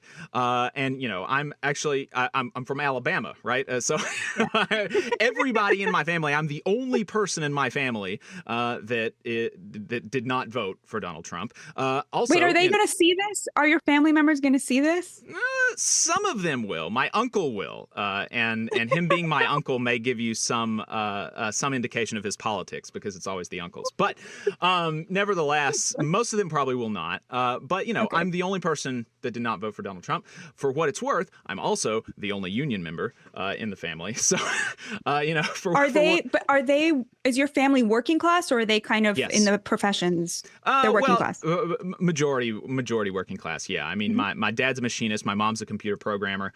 My uncle that I was referring to, he currently teaches. He's worked in like construction and contracting, and he currently, because he's had multiple heart surgeries and all this stuff, he doesn't do that, and he teaches driving school now. His wife has been a bodybuilder, and she's kind of an interesting character. What is your analysis of their support of Trump? Do you just think that they dilute? Like, how do you come down on it's all that? cultural. It's all cultural. Uh-huh. They're very Christian. Very religious, and so it's all about that. I mean, I've even talked to, at different points, different members of my family, and they say that more or less, the economic stuff I would agree more with, like a Bernie Sanders type, but he supports the gays, and so I can't have that. They're very. I mean, Trump's pretty pro-gay, religious. though. I mean, well, the rest of his party is not. And, just culturally, they don't really follow politics, right? My family's not terribly political. Actually, they did not. My parents had never voted in my life until 2016, either 2016 or 2020. So it's all it's really the cultural stuff that has kind of activated them to even want to vote. And it's only one of my parents that's even voted. The other still hasn't, right? So, what is your understanding of why Sean O'Brien just gave $45,000, the head of the Teamsters Union? Mm-hmm. Why did he just give $45,000 to the RNC for the first time in 20 years? Like, what is your take on that? I think there's a lot of stuff that I there are a lot of people that say a lot of different things, but I think the easiest thing to say, and the thing that makes the most sense, is that he believes that he sees where the winds are blowing. He believes that Biden is not going to win. He thinks that Trump is going to win, and so no need to make him mad. We want to do everything that we can to kind of at least I was talking about keeping the state neutral. Like, at the very least, we can keep Donald Trump neutral on the Teamsters. Mm-hmm. So I think that's the easiest thing to you don't think the fact that Trump went there and actually was asking for the vote, like for their votes and for their endorsement, which again, historic for a Republican, you don't think that signifies I think that signifies the strength of labor. That signifies the strength of labor. It does not signify anything about Donald Trump, because we can look at, Donald Trump's administration, actually, right? There was a UAW strike during his administration that we can look at his behavior, which was nothing. He didn't do anything. I was on the picket line in 2019 when the UAW went on strike. Donald Trump didn't do anything. And which is, I'm just a union member, right? But which is to say, also, Donald Trump did not pass the Butch-Lewis Act, shoring up billions of dollars in union pensions, which the Teamsters were the plurality beneficiary of. There was no other union in the country that benefited more from the Butch-Lewis Act than the Teamsters. There was an opportunity for Trump to pass that. He did not, right? Biden did. It's just, I don't talk about Biden a lot. I have a lot of criticisms of him, but, just for what it's worth, right? The Butch-Lewis Act, huge deal for the Teamsters. And there was a chance for Trump to pass it. He didn't. And so I think that's a good transition. That's a good transition, actually. Yeah. Right? Donald Trump, a New Deal Democrat. Why? Why is that your perception of Donald Trump? Okay. Well, because if we would define the New Deal, as we've sort of agreed on, as having this kind of taking an economy that was based on the labor of the working class, with no real sense of them as having sovereignty, autonomy, right? A sense of ownership over their destiny, right? That's kind of the definition we came up with together, right? And saying, actually, no, the economy should protect the labor of the working class. The economy should put the working class, the American working class, first. That to me was the Trumpian economic agenda writ large. I'm not going to defend every decision he made. Sure, I love to see a president on a picket line, I'm not going to defend every decision he made, but by and large, he came into an economy in which there was a handshake agreement between both parties that we should have free trade, right? I mean, NAFTA, and I'm sure you agree with me about this, that was Bill Clinton, right? That was a Democrat, right? And then Obama shows up and says those jobs aren't coming back, right? This was a handshake agreement between both parties that we should engage in free trade, right? That we should be in this relationship of dependency where China's eating our lunch, where we should be shipping off 5 million good paying working class jobs that secure a middle class life to build up the middle class of other countries, right? Both parties believed in this until Donald Trump showed up and said, we're not going to have free trade. we're going to have a trade war with China. And now we can both, I'm sure, agree on the weaknesses of his character in executing this.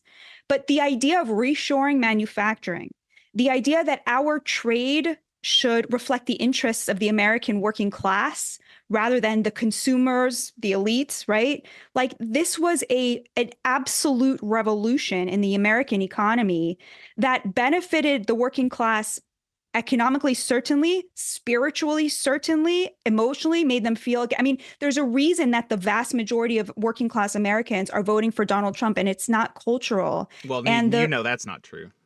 Well, I don't. I mean, that's what the vast majority of working class people are voting for Trump. I mean, that's factually not true, right? Of course, the it's vast true. majority. I mean, what does vast majority do you mean? And working class voter. Vast majority means 67% of white working class people, the majority of Hispanic working class people, so 55%. Now he's polling at 30% of black men. We don't know what he's going to get, but I mean, when he was polling at 8%, he got 18%. Now he's polling at 30%, so we'll see what he gets, right? Yeah, the majority of working class people, 60%, 60 to 70%, are voting for Donald Trump. And when you ask them why, they'll tell you why. They'll give you reasons, and those reasons are economic. The two main things are trade and immigration. And, you know, the AFL-CIO, look, I'm totally pro-union. I think workers need representation. God bless you for what you do. But the unions did a 180 on immigration. I mean, it used to be the Democrats' position and the union's position that we need a strong border and very few immigrants to protect the wages and the labor of the working class. And the Democrats did a 180 on immigration when they stopped paying as much attention to the working class and started paying more and more attention to the college credentialed elites. And I'm sure you agree with me about a lot of this, by the way. Like, I'm sure we would find a lot of agreement here. But they did, and the AFL-CIO did a 180 on immigration. They went from being very anti-immigrant to protect working class wages to supporting mass migration, which is it's class warfare against the working class. And that is why people vote for Trump, because he showed up at a time when the Democrats were veering to the left and to a more permissive sense of immigration. And the Republicans, of course, love slave labor. And so they were always sort of, I mean, it was Reagan who gave amnesty to 3 million immigrants, right? Like, they love slave labor, right? And he showed up, and again, he took on both sides and said, we're not going to have an open border. We're not going to have, millions of people coming here and undercutting American working class wages. And in that, he really, first of all, he delivered on that very strongly. But again, it's both economics and a sense of the sense in the working class. And this is for working class people who are Black, who are Hispanic, who are white, who vote for Democrats. There is a very strong feeling that immigrants are coming here and being given the kinds of opportunities that they no longer have, that they can no longer achieve, that they're sort of being granted the American dream when working class Americans can no longer achieve it. And those are real economic factors in which Trump turned the boat around. He's also, so on immigration, he's taken what was the Democrats' position on immigration, as Bernie Sanders, as recently as 2015, was calling open borders a Koch brothers proposal, right? So he took the Democrats' position on immigration. He took the Democrats' position on abortion, right? He supports up to 15 weeks. That was the Democrats' position until up through the 90s, right? He took the Democrats' position on, I would say he's avowedly pro-union. I mean, going out there and asking for the endorsement of a trade union. Did you ever think in your lifetime you would see a Republican presidential candidate go hat in hand to the Teamsters and say, I want your endorsement? I never thought I would see that. So, that's what I meant by it. Like, culturally, he's very pro-gay. And when you talk to his supporters, they love that about him. They love that they think he's tolerant. They love seeing him courting black voters. He's just basically taken the centrist Democrat position, while the Democrats have veered very far to the left on immigration and on cultural issues, and then veered very far in the free market direction when it comes to corporations. Again, I'm sure you would agree with me in your criticisms of the Democrats being too pro-corporation, too pro-Silicon Valley, like they've sort of refocused at the top of the income. So that's kind of my case Sorry. And I'm very curious to know if any of your family members would agree with me, but I just Yes. finished a book, which is coming out next week. And I traveled around the country. I interviewed about 100 working class people from all different industries, all political persuasions. And the thing that really shocked me was the stuff I'm saying, like, not all of them are going to vote for Trump, but all of them said to me, he put money in my pocket at the end of the day. That's undeniable. I heard this from like lesbian women, people you would not expect. Like almost every Black person I interviewed said that. Like just people you would expect to be, and people who often are voting for Democrats, but every single one of them said he put money in my pocket. I cannot deny that. I mean, I don't think working class people are wrong. Like people living on a shoestring budget are not wrong about whose economy is better for them and when they were doing better. And they all feel that they were doing so much better, 2017, 2018, 2019. All right, floor is yours. Sure, yeah. So I think that it seemed to me there were kind of three key pieces to that case that he's a New Deal Democrat, and that was on trade, immigration, and cultural stuff. As far as I'm concerned, what makes you a New Deal Democrat? I think we can set the cultural stuff to the side because we had, we literally had, segregationist Dixiecrats, from Alabama, True. Right? And then we True. also had, New York libs, right, who were part of the New Deal coalition in the Democratic Party. And I don't think when people think of the New Deal, they don't really think about what the cultural opinions of the people who were spearheading the New Deal. That's just True. not really the kind of center. So, I'm happy to kind of cede some of that. Some of it I would disagree with, but I don't want to focus on it. The trade and immigration. I think that the AFL-CIO supported the USMCA, actually. And so, there's not a disagreement that it was better than NAFTA. And so, and I have kind of kept up with some of it, and there's been, it's not revolutionary, which I think when we're talking about the New Deal, I think we should be talking about something that really changes materially in a very significant way the status quo. But there were positive changes, and actually we've been seeing some independent union movements in Mexico come up that I have, been talking to people who have been reporting on this, and it's been very exciting. And part of that is a result of some of the new protections from the USMCA. So I'm, very grateful for that, and I think that the more unionism builds in Mexico, the better it'll be for American workers. The UAW is supporting independent union efforts in Mexico now as a part of their drive to organize the South, and even south of the border, they're supporting that, and I think that's great.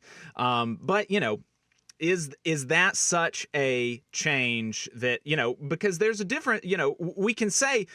On trade, was Donald Trump better than Obama or Bill Clinton or Jimmy Carter or whoever? I'm happy to cede that. I'm happy to agree to that argument.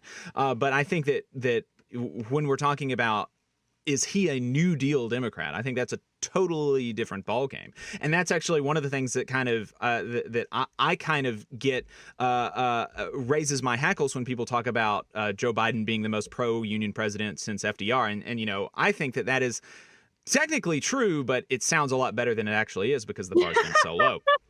And so I don't place a whole lot of value on that statement, and people saying it over and over kind of irritates me. But then on the immigration thing, again, it's just not a huge. It doesn't have the enormous impacts that people that some people will say that it does. And the reason that the AFL-CIO has come around on the immigration issue is because actually, and this is something that I prepared some stuff from Trump. Before Trump was in politics properly. He used undocumented Polish immigrants to build one of his towers. And then when they got a little bit of uppity and wanted to assert their rights as workers, he called INS, right? Clearly anti-worker, clearly not a New Deal Democrat thing to do. But that illustrates what the value of a restrictive immigration regime is. When you have a restrictive immigration regime, you have people because people are going to come into the country to a certain degree, and we can both agree, we can increase it and we can decrease it, sure, but there's going to be some people in here in the United States that are undocumented, and the big question, a huge question, is what is the state of their rights? And when the state of their rights is so low that you can use ICE as a club for the boss, then that is going to deteriorate the working conditions, obviously, of the undocumented immigrants, but native-born working people as well. And another Trump administration thing, in Mississippi, there was a raid on a poultry plant, arrested 600 people at their jobs and deported hundreds of them. Totally a huge impact to the community. This was like in 2018 or 2019, obviously devastating for the community. What happened at that plant? Yes, I do. Do you know why that happened? It's because, and this was under the Trump administration, the workers' union had won a sexual harassment lawsuit against the bosses, and a couple of months later, ICE comes in there deporting a bunch of them. This was Donald Trump's ICE, and this was bosses under Donald Trump. But the New York Times went back to that plant 6 months later, and they had hired 600 local Black people who they were paying $18 an hour. Like, that's what happens when you have an immigration raid, is vulnerable Americans who are struggling to achieve the American dream suddenly have job openings, because we know this from Barbara Jordan, the civil rights icon who Bill Clinton put her in charge of a commission on immigration in 1996. Her entire report is about how mass migration it's just simply complete devastation on the Black working class. It amounts to about a 40% wage decrease over the last 50 years. It's totally punishing, specifically to Black Americans who are overrepresented in the working classes, right? Like, that is exactly what happened. I am so not worried about the rights of workers who came here illegally. I'm extremely worried about the rights of Black workers who can't achieve the American dream. And yes, I'm sorry, they're in tension with each other. They are. Well, I think that actually when you have those people's rights being undermined, it makes it more difficult for Native workers to assert their rights as well. And I think that much is obvious. And then also, in the last, like I mentioned, the 2019 UAW strike, his biggest legislative accomplishment was a tax cut that primarily benefited wealthy people. That's actually not true about the tax cut. If you look at the percent, I mean, I thought you might bring this up, so I wrote them down. But so people who made $15,000 to $50,000 a year got a 16 to 26% tax cut. People who made $50,000 to $100,000 got 15 to 17%. People who made $100,000 to $500,000 made 11 to 13%. Anyone over 500,000 got less than 9%, and people who made over $1 million got less than 6%. So it's that. Right, I know that people say this a lot. No, when you're talking about the benefits, what is the dollar amount of the benefits? If you've got $2 trillion, I think is the number, 80% of that, even though you've got only 1% of the income going to 1% tax cut for millionaires' income, 80% of the $2 trillion went to the wealthy, and that's what people talk about. But if you're looking at the absolute number, like the 1% pay more than 50% of the absolute number of taxes, right? We're always looking at the percentage.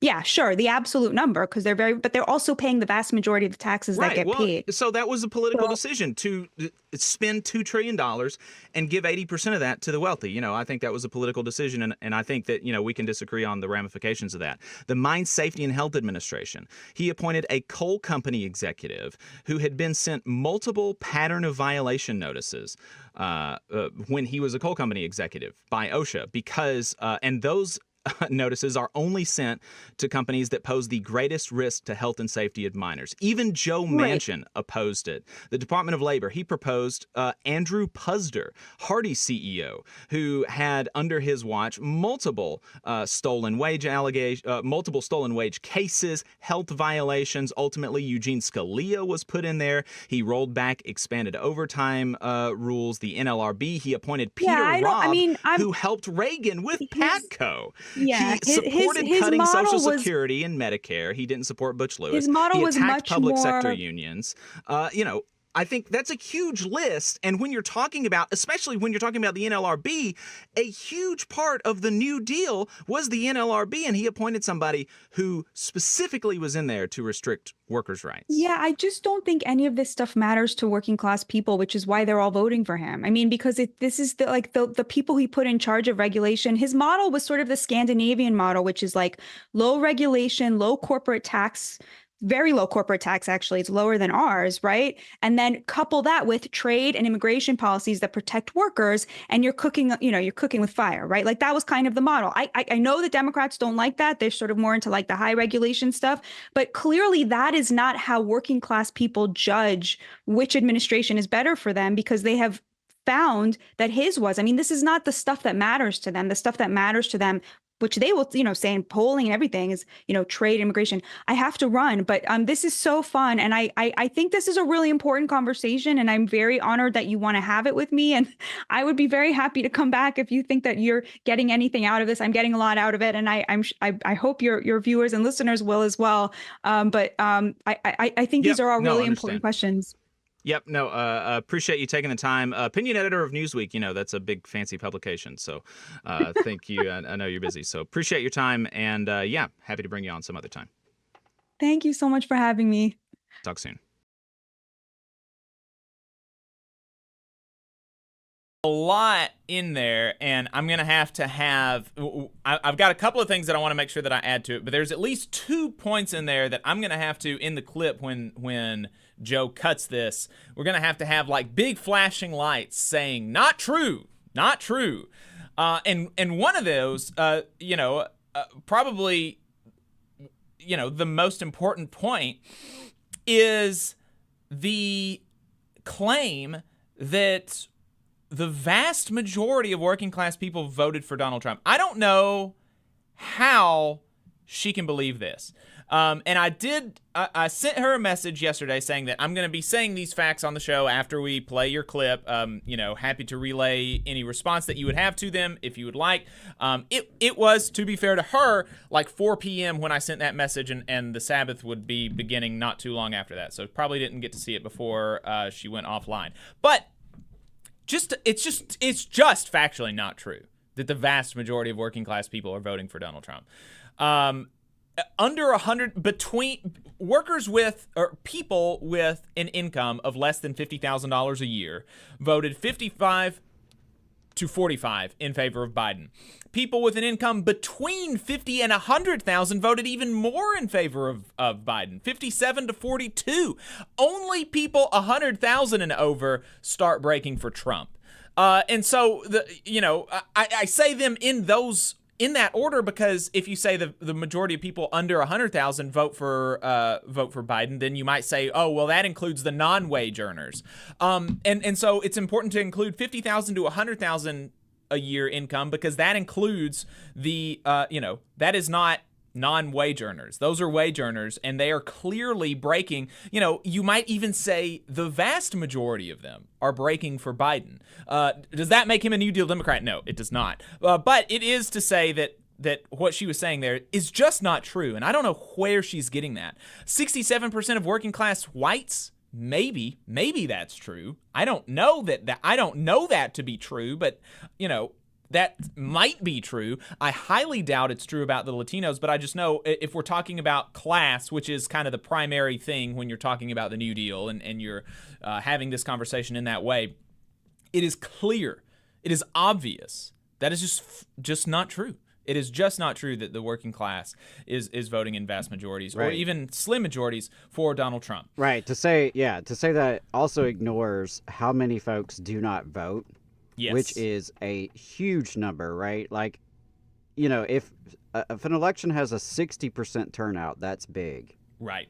Right. Well, who's in that 40% who doesn't vote? By and large, just working class Exactly. people. So when you combine the people who vote for Biden and then the people who don't vote at all, you've got something like, what would that be? 70, 80% of people in the United States, and therefore probably something like 70, 80, 90% of the working class not voting for Trump? Right. In Alabama, just take Alabama because I do know these numbers. Over 60% did not vote in November 2022. So Kay Ivey, our Republican governor, won in a landslide. But only about 25% of Alabama's voters actually showed up and put in her name. Okay? Right. 25%. 1 out of 4. Right? So and people will say, oh, well, this is a Republican state, working people even support her. Well, hold on. hold on, you're skewing the numbers, right? And I think that is really important when we say, people like to talk about the silent majority. Richard Nixon, started that crap. The silent majority. The silent majority, by and large, are poor and working people who are not voting. And to say that a vast majority support Trump is just factually untrue. And then, starting some of the stuff that she said about immigration, specifically I cited the 2018 or 2019 raid on Mississippi poultry plants that deported some, 500-600 undocumented workers. She said that resulted in black folks in Mississippi making $18 an hour. Now, even that, it's not great. Poultry plants here in Decatur with a union contract, their starting wage, I think, is 20 or 21. So, even 18 an hour, not great. But I had not heard that. I was like, wow, really? Is that true? And then if that's true, what were they making before that? And, is that because she said that was some huge revelation. And so, I went and looked and I found the New York Times piece that she was referring to. And that said they paid $11 an hour, the black folks who took the jobs after the undocumented workers left. And it does not reference it does not reference the wage prior to that, nor does it make any indication that the wage increased. Right? And so what we're left with is, again, going to have a big not true. It is not true that black workers got an $18 an hour job after, we threw a bunch of undocumented folks under the bus. But then, that leaves us with a much different picture, right? $11, that's like $4 over the minimum wage. Not very much at all, especially when you're talking about a job as difficult and dangerous as working in a poultry plant. And then you're looking at the situation where, these folks are not making any more than they would have made had the undocumented immigrants been there.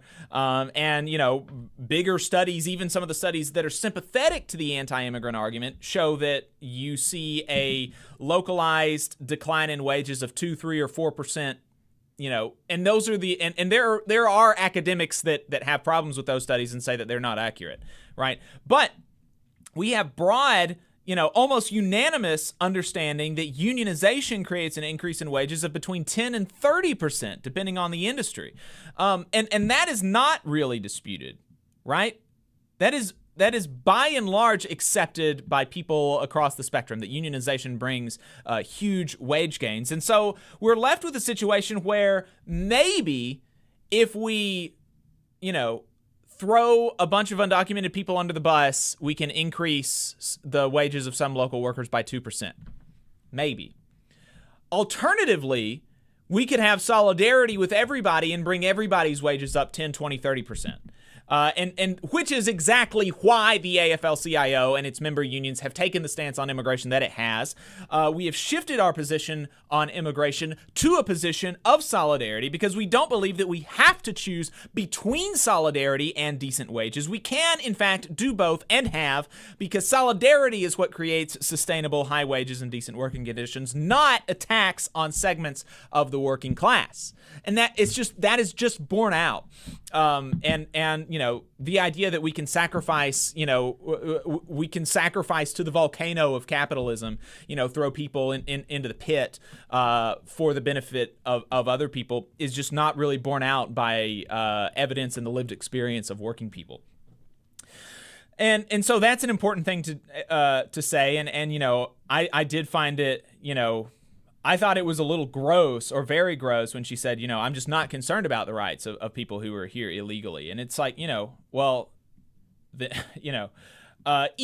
even if you were to be a critic of undocumented immigration and you should say, we got to get control of this. It's like, well, once they're here, if you're committed to like a kind of, a human-centric worldview, you got to say we have to treat them right with due process and they need to be treated the same in the workforce as everybody else.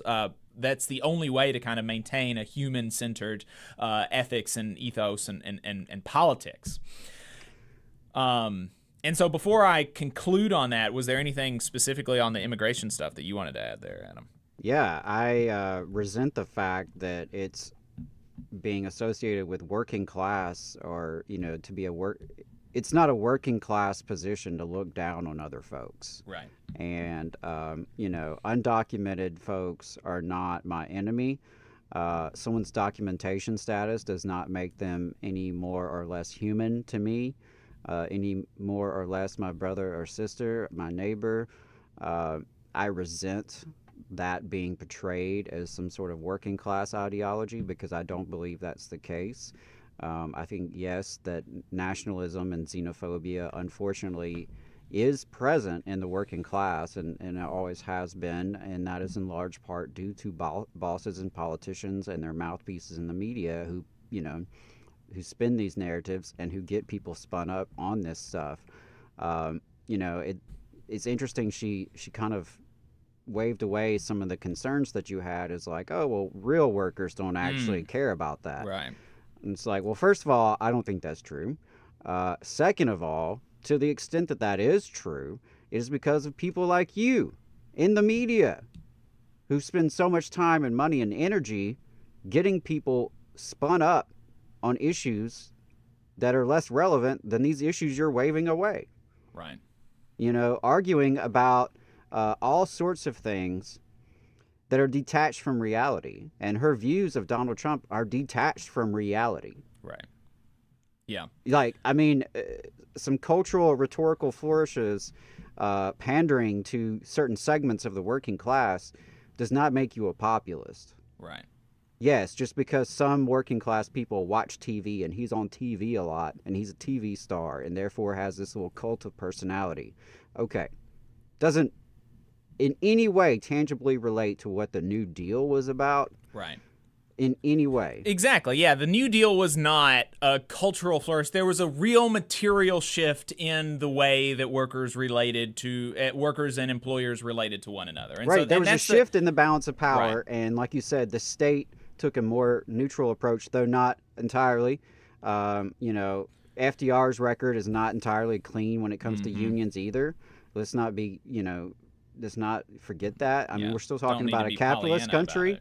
We're still talking about a capitalist system, and that is what that is. But as Notary put in the comments, she blamed undocumented workers for capitalism. Right. Right. The problems of capitalism being scapegoated onto poor, desperate folks. Right. Poor and desperate folks who just want to make a living, who just want to take care of their family. And yeah, I understand that some people think it's not right that people are coming here illegally. But I think in many cases, they are not really understanding what that's really about. Right. Do you think people are coming here I think there's this delusion out there that's being propagated by right-wing media that there's people can jump in line and they jump in line and then they get handed a silver platter by Biden and then they have a golden life paid by taxpayers. Right. That is just so detached from anything happening in reality. These are poor and desperate people scraping to survive, looking behind their shoulders every single day of their lives because they never know when they could be deported, when they could be, abused and exploited without consequence. I mean, it's cruel. And to see self-professed, people of faith, to see people of faith, use their faith to propagate such anti-human politics is really disgusting. And I think people of good conscience, whether they have faith or not, have to speak out against that. And we have to be very clear that immigrants are humans. Mm-hmm. They are our brothers and sisters, whether they came here legally or illegally, regardless of their documentation status. And this wonder, why are these people coming here? Right. Maybe, just maybe, it's not a good idea that some people are so desperate they're willing to trek thousands of miles, right, and deal with all the danger that comes with that just to show up in a country where they're not really wanted by a lot of people, where they're going to have to do the shittiest jobs with no protections, right? They're coming here to do that. You think they're doing that just for fun? You think they're doing that because Biden is giving them something? Get fucking real, people. I mean, seriously. Right. And And there's this, like you said, a total misunderstanding about kind of the conditions that they face when they get here, and also a misunderstanding about how exactly they got here, right? Because up until the almost the 20th century, there were no immigration laws. Like there literally was an open border. You got here and boom, you're here and it's okay. And in many cases, in some cases there's like, do you have a naturalization process? But there's absolutely, you were free to come here from wherever, or from wherever in Europe, specifically. Literally no immigration laws until 1882. Yeah. So so you literally came here when there was an open border. You listener, almost certainly, your ancestors came here when there was an open border, and now we want to close it and scapegoat all of these problems on other people. Problems that the United States foreign policy is helping to create. Right. And I noticed Notary and William in the comments were going exactly where I was about to go with this, which is that in many cases these people are fleeing disasters that were created directly or indirectly by United States foreign policy. Right. Right. We go around the world overthrowing governments, propping up dictatorships, funding right-wing militias, letting multinational corporations just, run roughshod over these countries. We keep these countries corrupt and poor and in debt. We do everything we can to squash any freedom movements in these countries. God forbid they ever want to nationalize their oil or, take control of their own natural resources, right? And so these countries are kept in a status of chaos and exploitation and oppression. And naturally, some people make a decision that, hey, I don't really want to live in the middle of a civil war. I don't want to live in the middle of a gang war. Like, I'm going to take my chances and go to the great empire, right, who's really behind all this. If you can't beat them, join them, right? Maybe I'll be safer in the home country, in the home base of this empire. It's not a rational decision that these people are making, and it's just sad that they're being put in that position because no one should have to leave their home to have a decent life, right? I'm not pissed at somebody from Guatemala who shows up to Alabama trying to get a better life. I'm just sad for them they couldn't find that better life at home. Yeah. And so to wrap up, like I said, I kind of dismissed the cultural stuff that she was talking about. I definitely disagree with a lot of her kind of understanding of Trump and the Trump phenomenon and where Trump voters, how they feel about his acceptance, to what degree it exists. Yeah, I do not believe that evangelical Christians are supporting Trump because they think he's pro-gay. That is maybe stupidity. Yeah, maybe that's because she's a coastal elite living in New York or DC, and she doesn't know, or how. Just because that's crazy. That's right. crazy. Yeah, of course, he's not going to go stand outside of a funeral with one of those god awful signs about gay people. I'm sure he's got gay people in his social circles, right? That's not unusual among bourgeois elites. Right. But come on now. Yeah. But so set that aside. Then we're left with trade and immigration. I'm happy to kind of cede most of the point to her on trade. I think Trump probably was one of the better presidents on trade. But again, it was not a huge kind of landslide. We did not see an enormous shift because of his trade policies. We saw some incremental seeds of change that are, really coming to fruition now. They're starting to come to fruition now, like in Mexico with the independent union. Right. Well, and also, it wasn't all very effective, and it wasn't all in the best interest of working people, whether it's here or elsewhere, right? I have no interest in a Cold War with China. Right. That does not do me any good, nor does it do the workers of China any good to have this Cold War between our two countries. We're very codependent countries, and there are problems in both, in the way in which we have this relationship in terms of the impact on working people in both countries. But yeah, I'm not interested in any sort of aggression towards China, and I don't think that is the way forward either. And then on the immigration, we laid out all of our disagreements there. And so just to wrap up, I thought it was telling that when I got to the pieces of legislation and the regulatory bodies that were really at the center of the New Deal, like the National Labor Relations Board and the Department of Labor, charged with enforcing the Wagner Act and the Fair Labor Standards Act, which are really, when you think of the New Deal, if anybody thinks of pieces of legislation, those are the two pieces of legislation. And so when you just wave that away, say workers don't care about that, then look, we're making a different argument. You're making the argument that I think not well, but you're making the argument that Trump is good for workers. You are not making the argument. You have now moved into a totally different terrain. You are no longer arguing that Trump is a New Deal Democrat. You are arguing that Trump is good for workers, right? But and those are different arguments, and we can have those different arguments. But to say Trump's a New Deal Democrat and yet it. As he is destroying the institutions that were created by the New Deal and are at the center of the New Deal, the Department of Labor, the National Labor Relations Board, Social Security is absurd to its core. It's absurd to its core. It is. It's this trend of just saying things that are patently false and outrageous, but you say them anyway, right? You say them for attention, for clicks, for clout, to go viral, whatever the situation may be, but she's educated enough to know that that's BS. Yeah, it's bonkers. And it's, but this is what so many folks traffic in, and what counts for politics these days is just dialogue, mostly on the internet, that is detached from reality.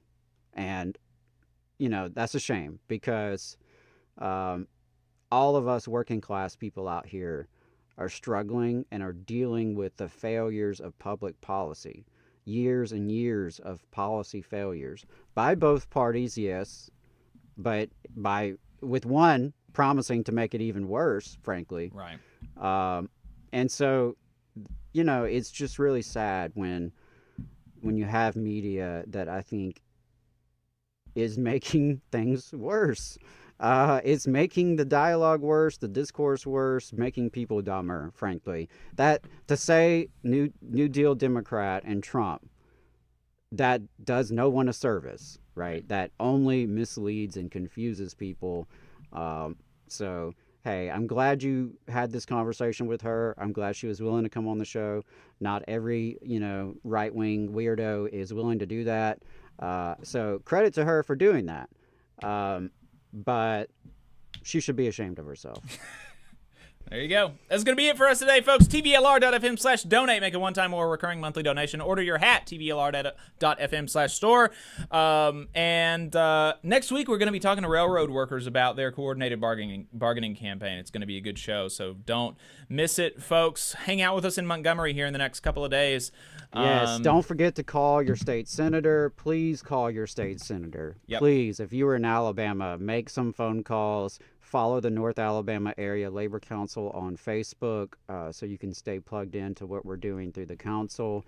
There will be lots of opportunities for you to get involved, but come to Montgomery Tuesday and Wednesday if you can.